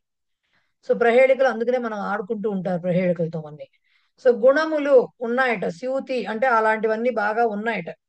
ఇవిగా ఏమంటారు, గుణస్యూతి అంటే చాలా మూటల్లాగా ఉన్నాయట. సమృద్ధ వాటన్నిటితోటి చాలా సమృద్ధుడు. కానీ పరపాదేన గచ్చతి, వేరే వాడి కాలితో నడుస్తుందిట, తనంతట తను నడవదు అని చెప్పడం అనమాట. ఏమిటి బాధ దీనికి అంటే, ఇది బాగా మాట్లాడుతుంది, పళ్ళు లేవు, రాళ్ళు తింటుంది, ప్రాణం లేదు, బోళ్ళు గుణాలు ఉన్నాయి, గుణ సంపద చాలా ఉంది, అయినా కూడా వేరే వాళ్ళ కాళ్ళతో నడుస్తుంది. దీనికి అర్థము పాదరక్ష అండి. ఎందుకు వచ్చింది అంటే, దంతైర్హీన, దానికి చెప్పులు, కొత్త చెప్పులు కరుస్తున్నాయి అంటాం కదా మనం. కరుస్తున్నాయి అంటాం కదా, కరుస్తాయి కానీ పళ్ళు లేనిదే ఎలా కరుస్తున్నాయి, కానీ పళ్ళు లేవు దానికి, కానీ చెప్పులు కరుస్తాయి. సో దంతైర్హీన. శిలాభక్షి, మనం చెప్పులు వేసుకునేది ఎందుకండి, రాళ్ళు రప్పలు గుచ్చుకోకుండా ఉండడానికి, కానీ దానికి గుచ్చుకుంటాయి పాపం కదా. సో శిలాభక్షి, అందుకని అది రాళ్ళను తింటుందిట. నిర్జీవ, చెప్పుకి ప్రాణం లేదు. బహుభాషక, చక్కగా రబ్బర్ చెప్పులు కనుక వేసుకుని నడుస్తుంటే కిర్రు సౌండ్లు బ్రహ్మాండంగా వస్తాయి, వర్షాలు పడ్డప్పుడు ఇంకా వస్తాయి. రైట్. సో నడుస్తుంటే చప్పుడు అవుతుంది బేసిక్ గా, అందుకని బాగా మాట్లాడుతుంది అంటున్నారు.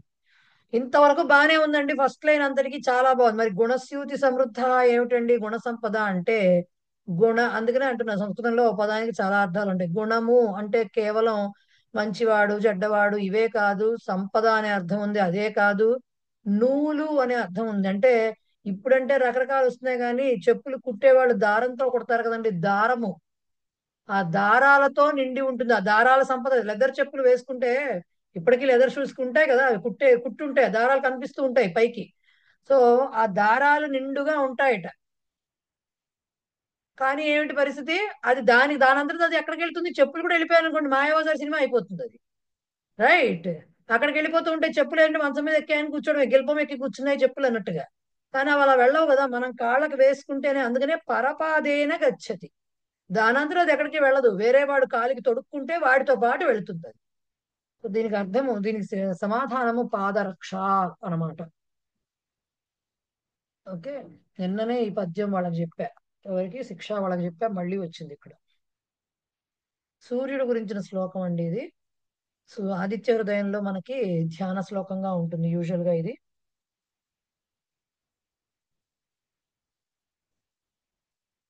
ధ్యేయస్సదా సవితృమండల మధ్యవర్తి నారాయణ సరసిజాసన సన్నివిష్ట కేయూరవాన్ మకర కుండలవాన్ కిరీటిహారి హిరణ్మయ వపుర్ధృత శంకుచక్ర. ధ్యేయ అంటే ధ్యానింపదగినవాడు, పూజించదగినవాడు, పూజనీయుడు అని అర్థం అన్నమాట.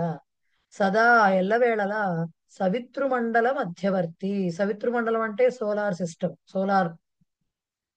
అన్నమాట. సో సౌర కుటుంబం అంటాం కదా మనం. దాంట్లో మధ్యలో ఎవరుంటారండి, సూర్యుడేగా ఉండేది, దాన్ని బట్టేగా గ్రహాల ప్లేస్లన్నీ ఉండేది. సో సోలార్ మండలం, అదే సూర్యమండలంలో మధ్యలో ఉండేవాడు, వర్తి అంటే ఉండేవాడు. నారాయణ, మనం నారాయణుడు అని మాట్లాడుతూ ఉంటాం కదా, సూర్యనారాయణుడు అంటాం కదా మనం ఆయన్ని. సో నారాయణుడు.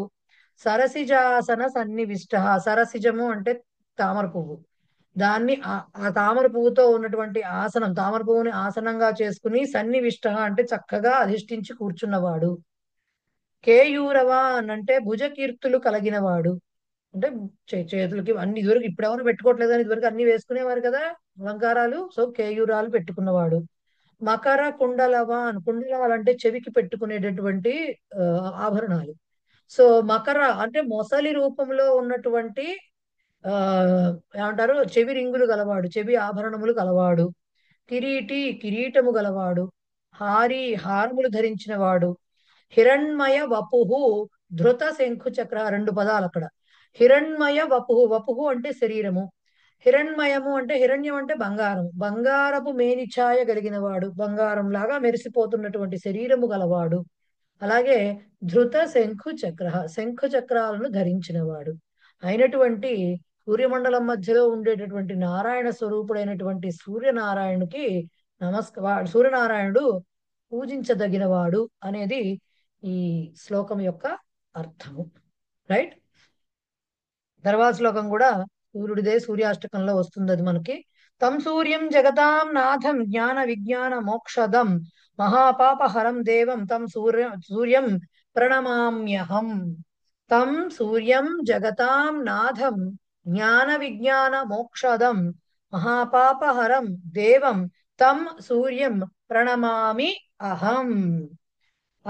ఎలాంటి తం సూర్యం జగతాం నాథం, జగత్తులన్నిటికీ కూడా, అంటే ఎన్ని రకాల ప్రపంచాలు లోకాలు ఉన్నాయో వాటన్నిటికీ కూడా నాథుడు అయినటువంటి వాణ్ణి. అలాగే జ్ఞాన విజ్ఞాన మోక్షాలు, జ్ఞానాన్ని విజ్ఞానాన్ని మోక్షాన్ని, అంటే ఇచ్చేవాడిని. మహాపాపహరం, ఎంత ఘోరమైన పాపాలని కూడా హరించేవాడిని, వాటిని నాశనం చేసేవాడిని వాడు అయినటువంటి తం దేవం సూర్యం, అటువంటి దేవుడైనటువంటి సూర్యునికి అహం ప్రణమామి, నేను నమస్కరిస్తున్నాను అని దాని యొక్క అర్థము. రైట్?